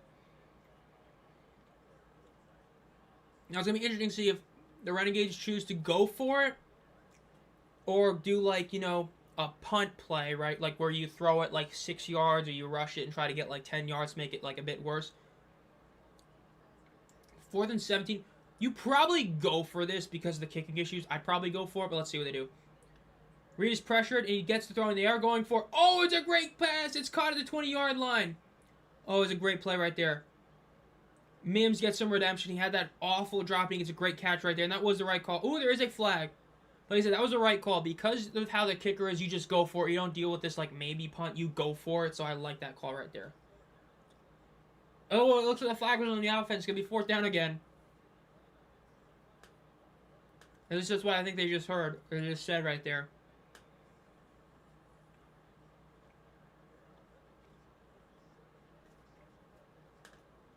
Oh, yeah, I see that. I see the flag they're calling right there. Yep, holding call on the offense. So, 4th and 25. Now you might be thinking about doing a punt play. And obviously when we say punt play, when I'm saying punt play, it's like an arm punt, right? You're going to throw the ball like they're at the 35. You throw the ball at about the 40, maybe the 45, to try and gain another 5 yards of yak to then make it be like sort of like a 15 to 20-yard play where you end up, you know, giving them the ball back, but you know, screw them over by about 10 yards. You might want to do that here. Going for 27 yards, you probably should do that play. Let's see. And he's going for it again. Oh, it's incomplete. Vons is borderline looking for a flag. There is no flag. So Orlando's getting the ball in already field goal range. Well, field goal range. And I have to do this because, again, their kickers missed 2 50-yarders this game. But it's possible. Reed is looking for them to challenge this.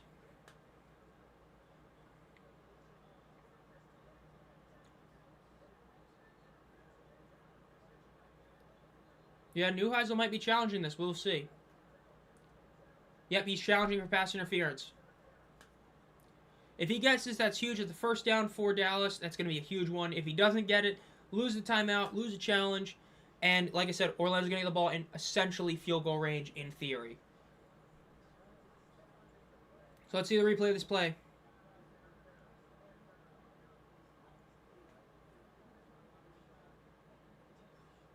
There's no flag yet. No flag yet.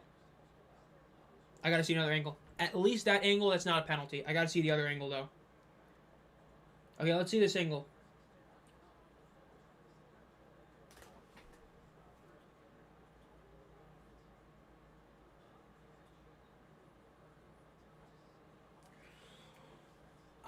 That's a tough one. I don't know if that's a penalty.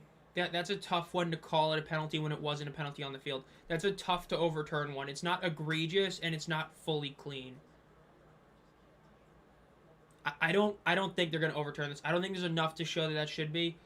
Because I've always talked about, like, affecting the play. I don't think that really affected it. Even if he did hold his arm there, I don't think he would have been able to get back because he's already going in. I don't think that's going to be overturned. I think that the correct call is for that to stand.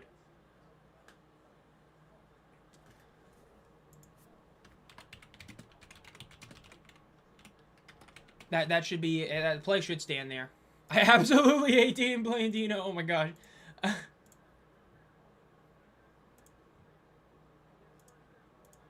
Yep, it's 1st down Orlando. I agree with that. Like I said, I don't think that was a big enough thing to actually do anything.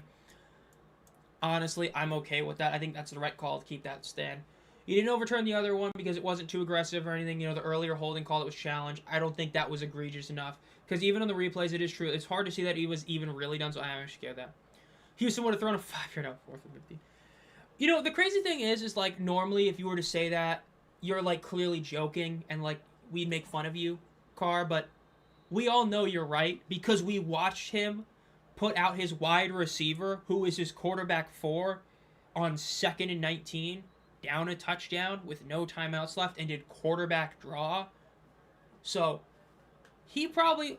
Kevin Sumlin would literally tell his quarterback, you're going to throw this ball for a 5-yard check down just to do it. Crazy. Crazy that you're not even saying that in jest. That is actually what he would do, because it's been that bad. It's crazy, man. Dude, Kevin Sumlin, this Gamblers team, man, I stand by it. I understand. Talking about quarterback and head coach, the 2 most important parts of a team.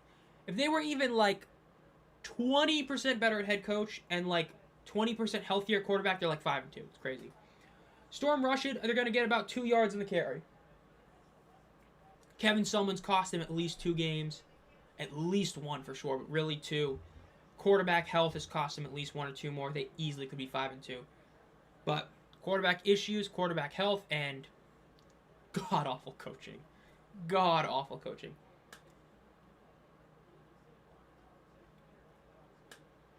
Second and 9 for the Orlando Storm. Maybe more depressed there. Probably. They hand the ball off, and they get down about the line of scrimmage.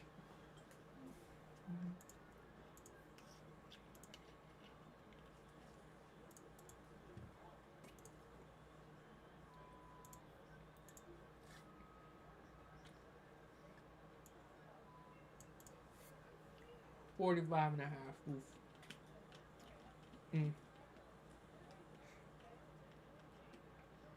12.5 minutes left in the game now. Yeah, Perez is a backup, and then traded him. Like I said, I really hope Rapoli forced that trade. If Rapoli didn't force that trade, Neuheisel did that. It's a horrid decision.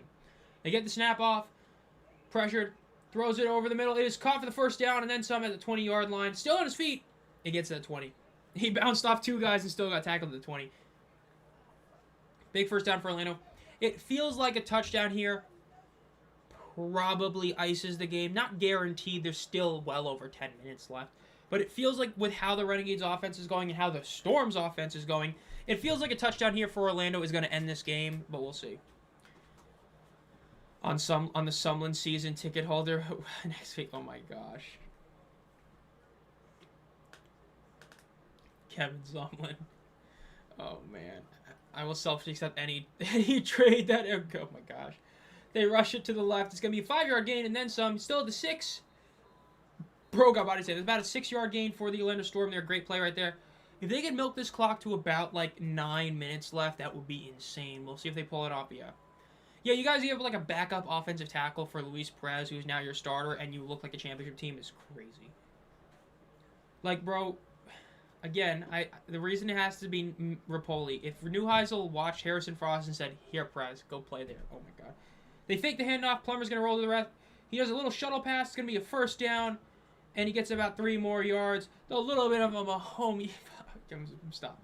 But shuttle pass gets the first down. It's going to be first and goal for the Storm. Not going to be able to milk as much clock because of that. But, you know, if you get a touchdown, who cares about an extra, like, 20 seconds? We'll see. Plummer is now 21 of 31 for 218. Again, just really, really solid and efficient. Doing all kinds of throws, check downs, deep throws, shuttle passes, running. I don't know, Jim. It's close to first down. Looks like there's an injury timeout. Well, I know there's an injury timeout because every time it's an injury, Fox plays that damn theme. Do. Which, man, I love that. I love how they just decided we're going to make this theme the injury theme, and that's all it's going to be. Like, that's so bad. That's actually diabolical. That's hilarious. Okay, I guess you can update. I don't know why you want me to schedule an update if you're going to just update yourself anyway, so whatever. The entry bowl.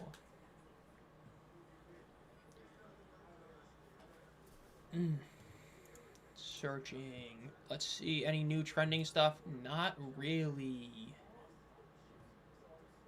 Kyle Schwarber still trending. I mean, did he hit another home run? Because if not, I don't really know why he's trending. On pace for 70. Oh, we're really talking about on pace for 73 home runs? Dude, it's 40 games.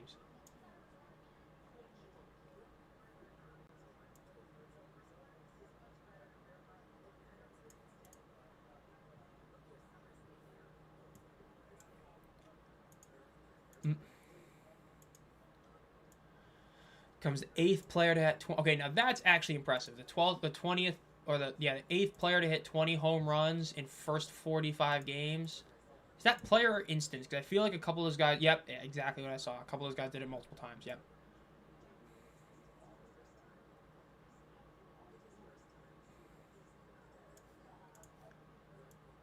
Mm.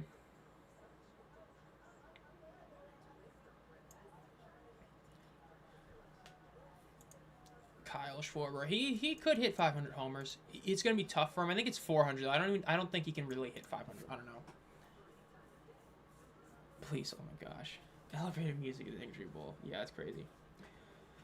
But yeah, well, I mean, we'll see what Kyle Schwarber does in the end. Like I said, I think that. I think I looked it up. I think he's on track to maybe get 400. Because I know the 500 home run club. I don't really think there's any active players that really could do it. I don't believe so. He may. No, Stanton could. I think. No, maybe. I don't know. It's going to be. If he's at 340, he could do it. It's just going to be rough because he's getting up there in age. He's only got like a couple years of his prime left. First and goal for the Orlando Storm. Showing this again because it is true. This win clinches a Storm playoff berth. And it's this win. They're not in a win and in. They're in a win this game because they lose this game. The Renegades could overtake them to where a win doesn't matter. They need to win this game to clinch a playoff spot. They hand the ball off to the left. It's going to be a touchdown. It is 30-17 Orlando over the Renegades. Again, we got 11 minutes left, but it feels like that might be game over. But we'll see. 30-17. So my perfect game prediction is out of the water because I had the under. And this is crazy. This is the first time all season the Storm put up over 30. I believe. Let me make sure. I believe it was 29-27 was that game, right? Let me see. 29-27, yep.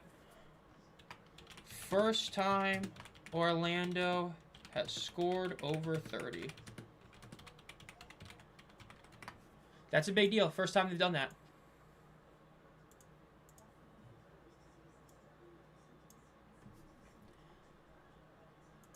That is pretty crazy. It's the first time doing that. Actually crazy.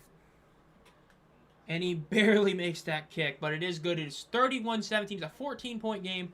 Got 10.5 minutes left. We'll see what Dallas can do. This has been an amazing crash out by the Dallas this season. Yeah, it's pretty bad. After that cannon went off.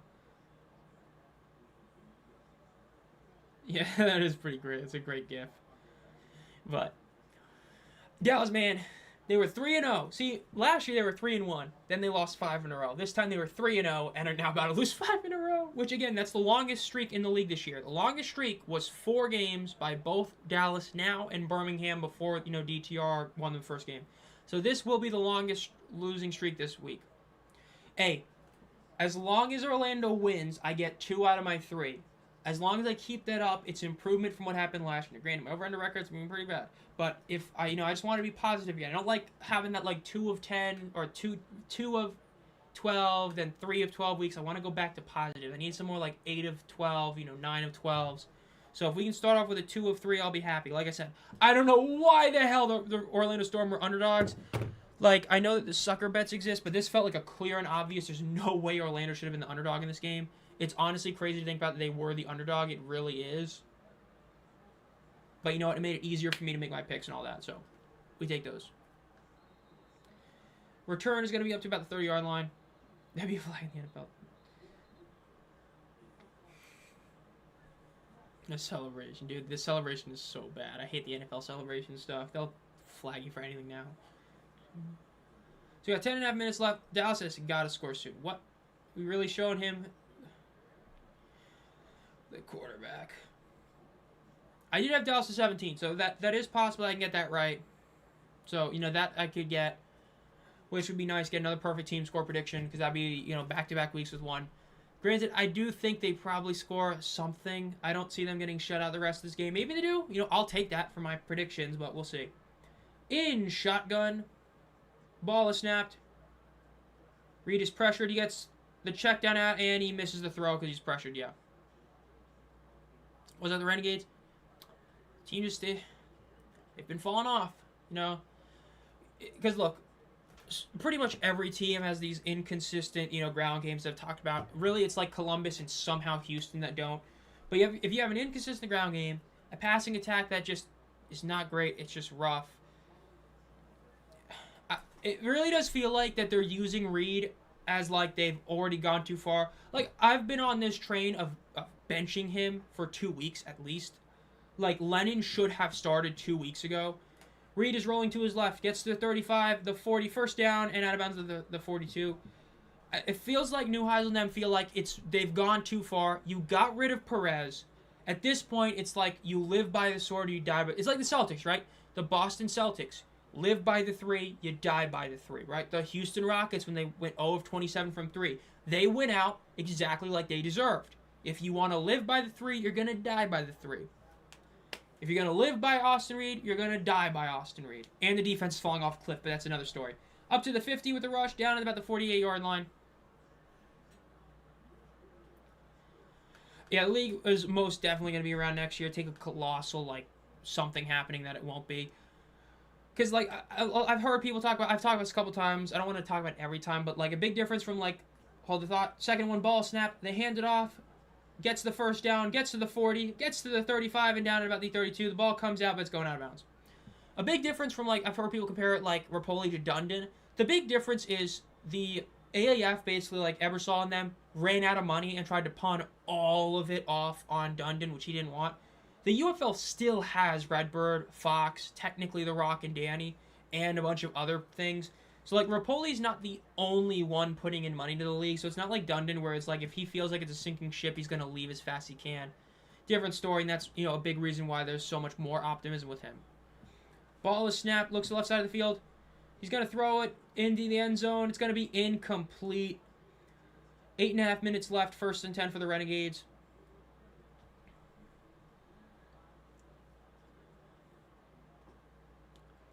Yeah, I mean, like, we've talked about benching. Like, I've even suggested just benching him for a game, right? Like, again, I've used, this is a different Stallions example, but 2024. Adrian Martinez, MVP, incredible season, playing terrible in the playoff game. You bench him for Matt Corral. You play Corral the entire rest of the game. He salvages it. He wins you the game. Then you go back to Martinez and he plays better after the benching in the championship game. Like, at least do that. The fact that they have not done that at all is crazy. Reed is rolling to his right. He throws over the middle. It's going to be caught wide open, and it's going to be down about the 13-yard line to Seth Green.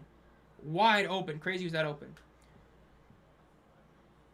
But, like, even this stat line isn't, you know, this is a decent stat line for Reed. It's just, eh. I don't know how Rick isn't seeing this.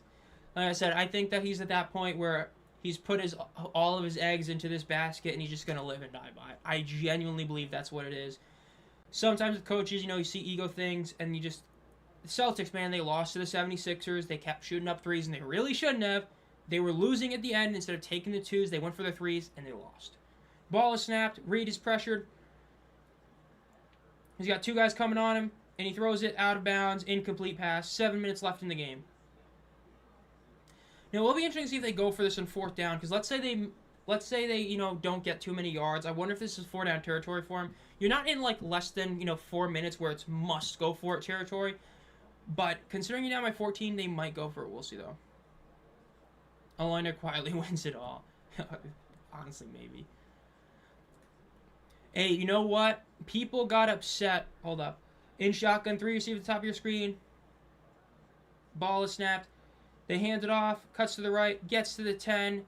Going to be down at about the 9-yard line, about 4 yards short. I will probably not cover the Continental Football League. I don't have the same faith that league's going to be around for years and years. I've got a couple of reasons for it. So I probably won't. I probably won't. I might do like a video here or there like I did with the AFL, but that's probably it. But yeah, I mean, hey, people like use the clip of Herm Edwards saying you play to win the game is like a meme, but it's true. You play to win the game, like, you know, get the W.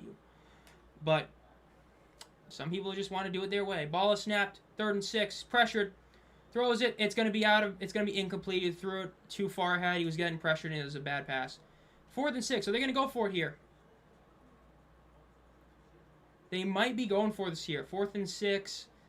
6 minutes left. If you get this, you probably got to go for the 4th and 12 because of time left. You don't have to. But probably should. You only have 2 timeouts left. Let's see if they go for it.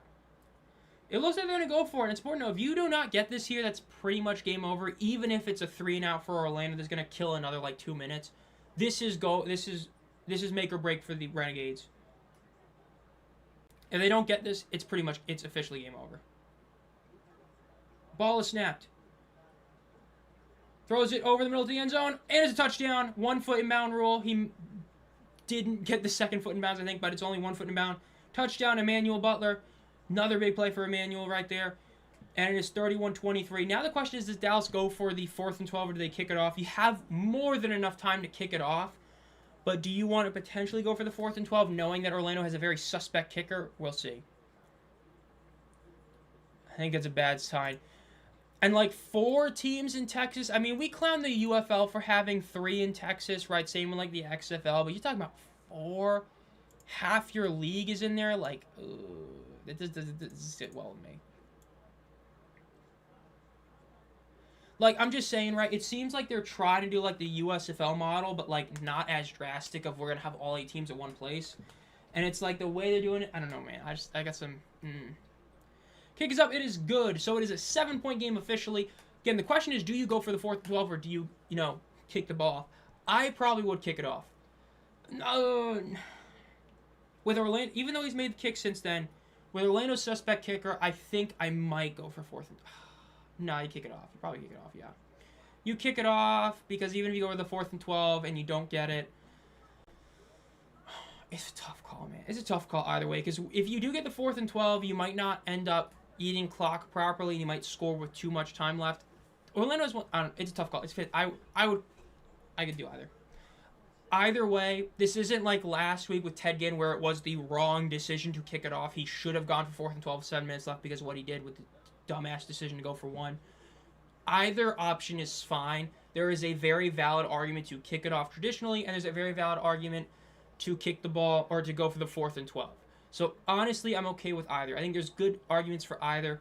If you do the 4th and 12, you're doing it because you have faith that Orlando is going to miss the field goal, so they're going to force it to go for them 4th down, or they're going to kick and miss the field goal.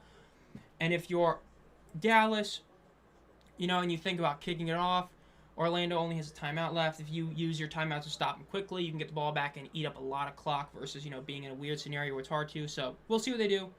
Either one is fine. Notifications. Some random stuff. Game 7 is still trending, and I really do not understand why. The game has been over. Game 7 does not even start for another, 2-3 days. So I do not understand why it's a big deal. James Harden, 6 of 8 turnovers. Oh, classic James, bro. Classic James Harden, man. That's terrible.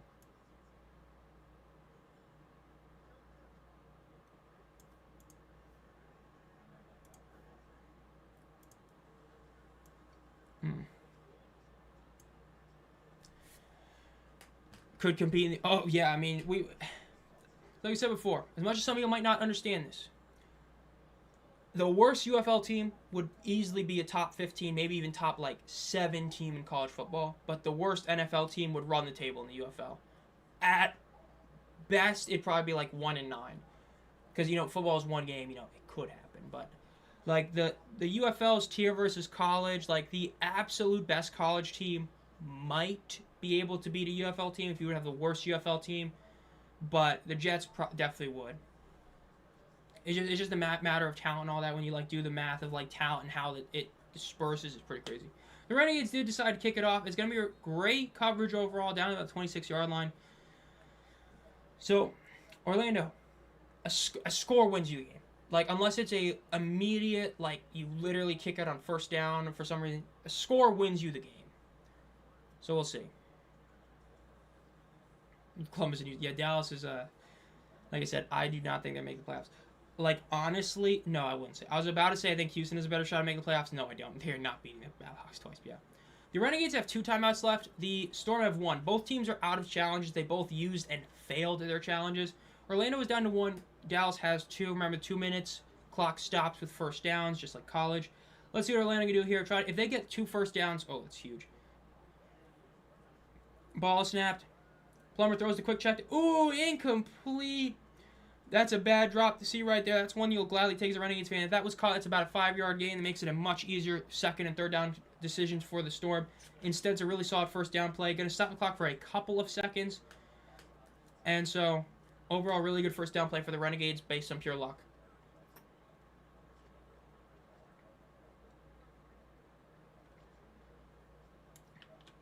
Dallas win percent went down to 19 apparently.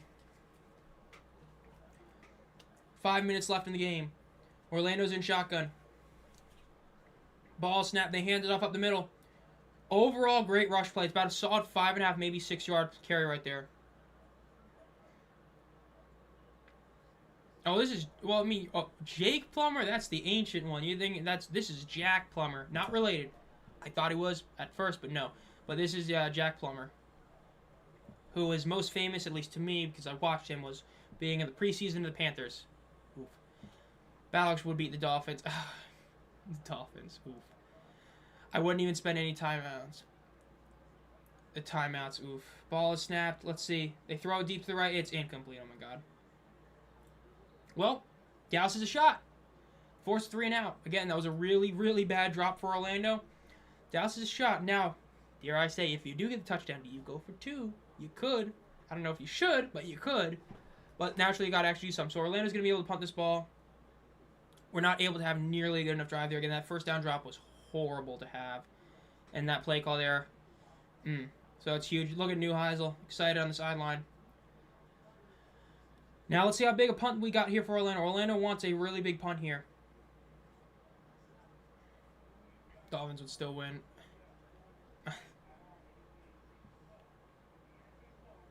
Punt is up. It is going to be recovered. Ooh, it is going to bounce. Let's see. Ooh, not too great a punt. It's going to be at about the 34-yard line. So Dallas is going to have to go about 66 yards to score the touchdown to try and tie or win this game, depending on what they want to do. Again, even though I don't think he's going to miss because he's been really good today, it is important to note that the Renegades have had the overall worst kicking group in terms of pure field goal kicking. So it is possible we could see a miss. It is possible. We'll see. Oh, Boogie! I forgot about that. Yeah, that was confirmed. That is Boogie Roberts in that commercial, which is crazy. In a good way. It's crazy to see him. We gotta love it. Though, like I said, I still hate this ad because, the idea that there's, there are some people... It's gonna be me when I say it, but it's true. There's some people that are dumb enough to really think the U.S. has a shot at winning the World Cup that are gonna see this ad and be like, oh, America, USA, bro, if we even get to the final 8, it's a miracle. We are the textbook first stage knockout eliminated. We're going to get out of the group. Our group is hella easy. And we're going to get bounced right immediately in the round of 16. If we get a super lucky matchup in the round of 16, maybe, because I believe if I did the math, there's 2 teams that could realistically make it that would be a bit weaker. The 8 is as far as we go. So, the U.S., man, we ain't getting past the group of 8 or whatever, the second round of the knockouts. We ain't getting there. That's why I hate this ad. Because they even show the Miracle on Ice acting like the same thing. Nah, we cooked. Renegade Nation, get fired up. Hey, you got a shot now. We believe we have no shot to win. Yeah, apparently Fox wants to make us think we do. Nah, we got no shot, bro. The U.S. team ain't gonna do it. I say we're going to get out of the group stage, but, we did lose to, Trinidad and Tobago to miss the World Cup a few years ago, so, never say never with the U.S. men's national team, bro. You want a disappointment? Look no further. So, then the U.S. men's national team. Gotta love it. I mean, bro, when Christian Pulisic or Weston McKennie is your best player, when a third of your team are MLS players, oh, that's how you know you're cooked. That's how you know you as a nation are cooked. When a third of your players are MLS. You're done. At least a third. You're done. Let's see what the Renegades do. We've got 3.5 minutes. The Renegades need a touchdown and then to make an extra point or go for 2 to try to get the win. The Renegades did just play an overtime game last week and they got annihilated. They got destroyed. The Stallions did 2 plays, scored on both. The Renegades did 2 plays, scored on neither, and it wasn't even close. So there may be some mental thing going on with the Renegades. Whether it's a good thing knowing that you did just play an OT game, whereas Orlando, it's been weeks, or it's the fact that knowing Orlando did win an OT game on a penalty, and you lost, so you might go for 2, but we'll see.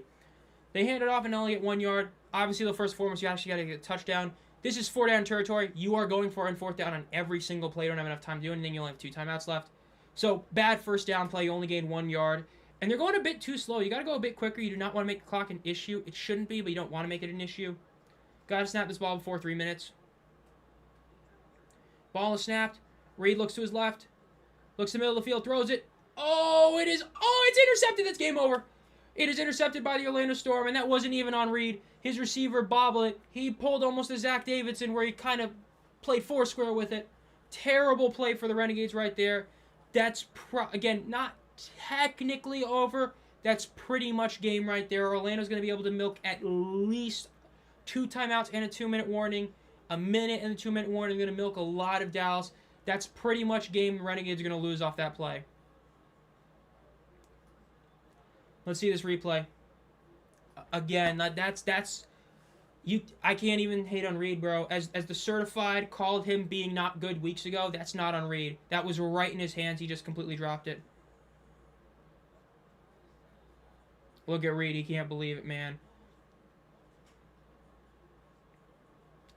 Terrible. That's a terrible way to lose right there. They're not depressed. Oh, man. Has scored an OT, but Orlando has still won an OT. That is true. And those Dallas wins, but strange. I mean, hey, showboats, man. They somehow blew that game to San Antonio. And then it's back to, yeah, back especially at that point for sure. But 2nd and 3. Yeah, I mean, 2nd and 3 now. If they get a first down here, man, they're going to milk so much clock and timeout stuff. Oh, for Christ's sake, yeah. Yeah, that's definitely a rough way to lose the game if you're a Renegades fan, man. But that's pretty much game.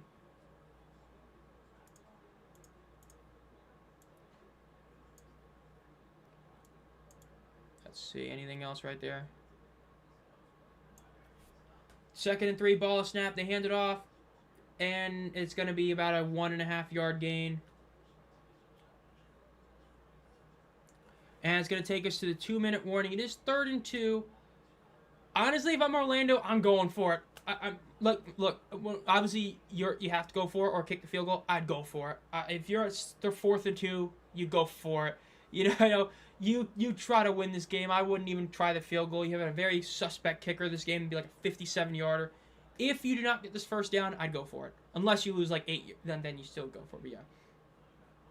Looks like I'll play my season with the Renegades. I created and destroy any team I path. The Renegades, man, they did use a timeout, and I do like the timeout call because then if it works, you can either, you probably just let it go to the 2-minute warning, use that, and then keep 1 timeout in your back pocket. That's what you should do. It's good use of the timeout, but you got to go for it. Yeah, Chauncey, if it's ESPN or FS1, my stream is behind yours. Like, my thing is behind yours, but if it's on Fox or ABC, I'm definitely ahead. Ball snap, they hand it off, or they fake the handoff, throw it. It's going to be first down. That's game over. Pretty much game over. Going to take it to 2-minute warning. That ball has to be caught. Someone on there. Bengals would go.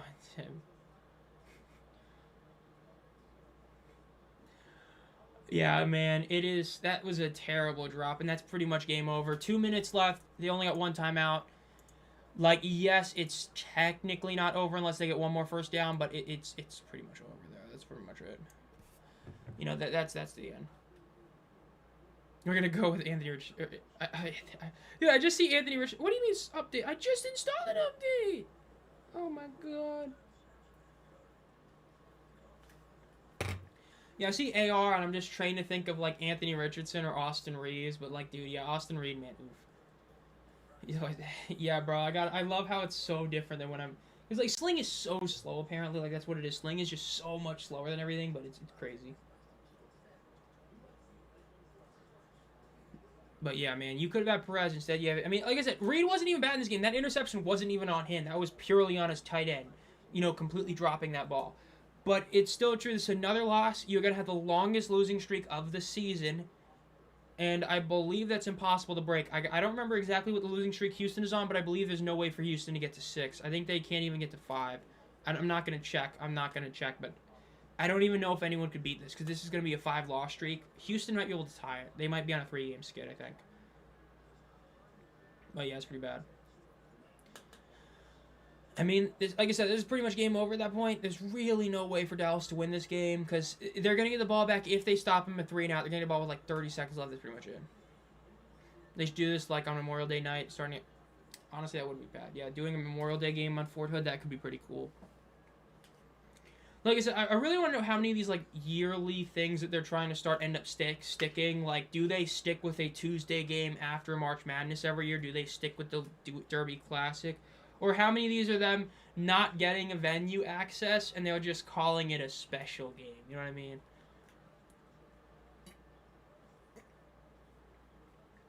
Two games give Houston. So even if they lose out, they'll tie at 5. So yeah, that means the Renegades will, no matter what, have the worst losing streak of the season. It just might be tied. Oh, yeah. The Renegades still can. The Renegades, Louisville Kings, and Stallions, nothing can happen this week. They can't clinch or be eliminated. All the other teams can, but those 3 can't. It just makes it hard for them to make playoffs. Is important note, though. It's going to be about a 1-yard rush for the Storm. Is very important note. Because of where they're playing, if Birmingham and Louisville both lose, it creates it being very questionable for what ends up happening with it. But Dallas loss isn't the end of the world. They just would need Birmingham to lose like 2 games the rest of the season. Yeah. Much night, but the score is crazy, not as much expected. We're getting Yackers. He's been okay. He's been decent. He hasn't been great. The interception was not on him, but he's been okay. But still wish you may have had Presby. Yeah. It's over, Dallas. Yeah, it is. It's definitely probably over. Like this is the game you really needed to win to get back on it.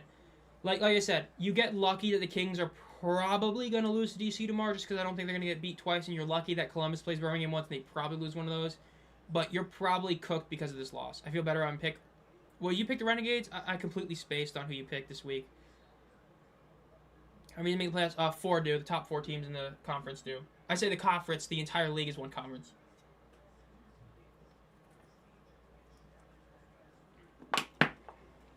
You know what? The only reason I'm okay with you guys not having Perez is because that means I don't have to watch Harrison Frost. But yeah, the fact that you guys aren't even starting Luke Lennon is diabolical. Hell, at this point, sign Sam Castronova at this point. Like, damn, bro. You're 0-5 in your last 5 games, bro. Like, at some point, bro, you got to pull the plug. Even if it's not on him, you got to pull the plug. They hand it off up the middle, and that's game over. First down. That is officially game over. If they stop him there, they technically could have had a shot with a few seconds left, but that is game over. And that's going to make me 2 of 3 to start the week on my picks, so I'll take that. I will gladly take that. Again, crazy that Orlando was the underdog. Picks to start the week. And you know what that means? The Orlando Storm have clinched a playoff spot.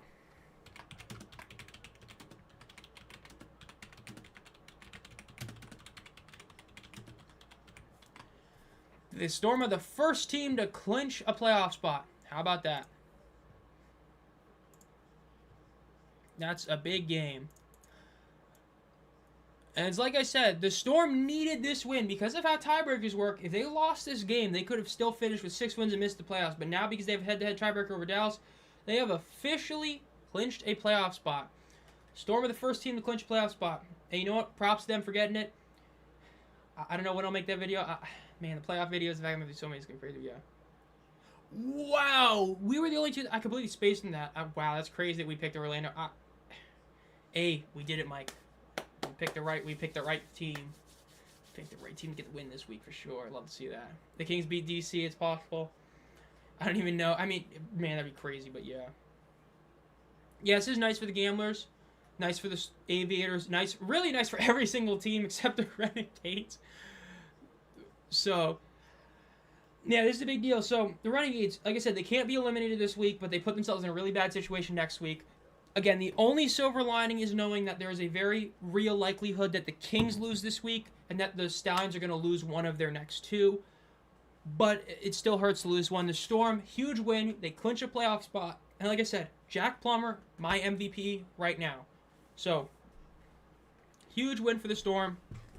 Tomorrow morning, early stream. Not a fan of waking up early, but we got tomorrow's stream early, starting at 11:45 EST for the DC Defenders Louisville Kings rematch game. We'll see how that game goes, but that'll be interesting. Nothing will make me happy than back in the playoffs. Oh my god, that'd be crazy beating him. I feel bad for the... Yeah, Renegade, man, it's a rough one for them. Ted gets hit. But yeah, we'll be back tomorrow if you want to stop by. I hope you guys had a good time in this stream. Like I said, big one for the Storm. Clinch the playoff spot. I don't know exactly, like I said, because of the stream, because of computer stuff, I don't know for sure. I might try to make some of it tonight and record early in the morning tomorrow. For those of you that are new to the channel, because I know some of you guys are like came in this year because of the new teams, I usually do a video whenever a team clinches a playoff spot or is eliminated from playoff contention. So I might have the Storm up tomorrow. Like, I might have it up literally when I start the stream, or I might post it like technically like 3:15 or something. It depends. If I work on it tonight, I'll get the thing done. I'll record it tomorrow and I'll post it tomorrow. So be on the lookout for that video maybe. Again, it's possible this upcoming week could be, if you count shorts and live streams, if we have 4 teams clinch or be eliminated, which still can happen, that'd be 4, the normal 3, the 4 shorts, and we could have up to like, I don't know, what's that, like 14 videos, streams, or shorts coming out next week, which would be crazy, but yeah. How was the Renegades favored to win this game? I have no idea how the Renegades were favored to win this game. I really cannot believe the Renegades were favored in this game. I never understood why they were favorites. It's crazy, but yes. They're 3-5 again. 2nd year in a row. They had a great record, even better than last time. They were 3-1 last time, and they just terrible. Yeah, crazy. Perez to St. Louis. Oh my God, it'd be crazy. But I hope you guys have a great time. Like I said, might have a video out tomorrow. Might have 2. We'll see, depending on what happens tomorrow in certain games. So be on the lookout for those tomorrow. Stream tomorrow morning, and as always, guys, have a great night.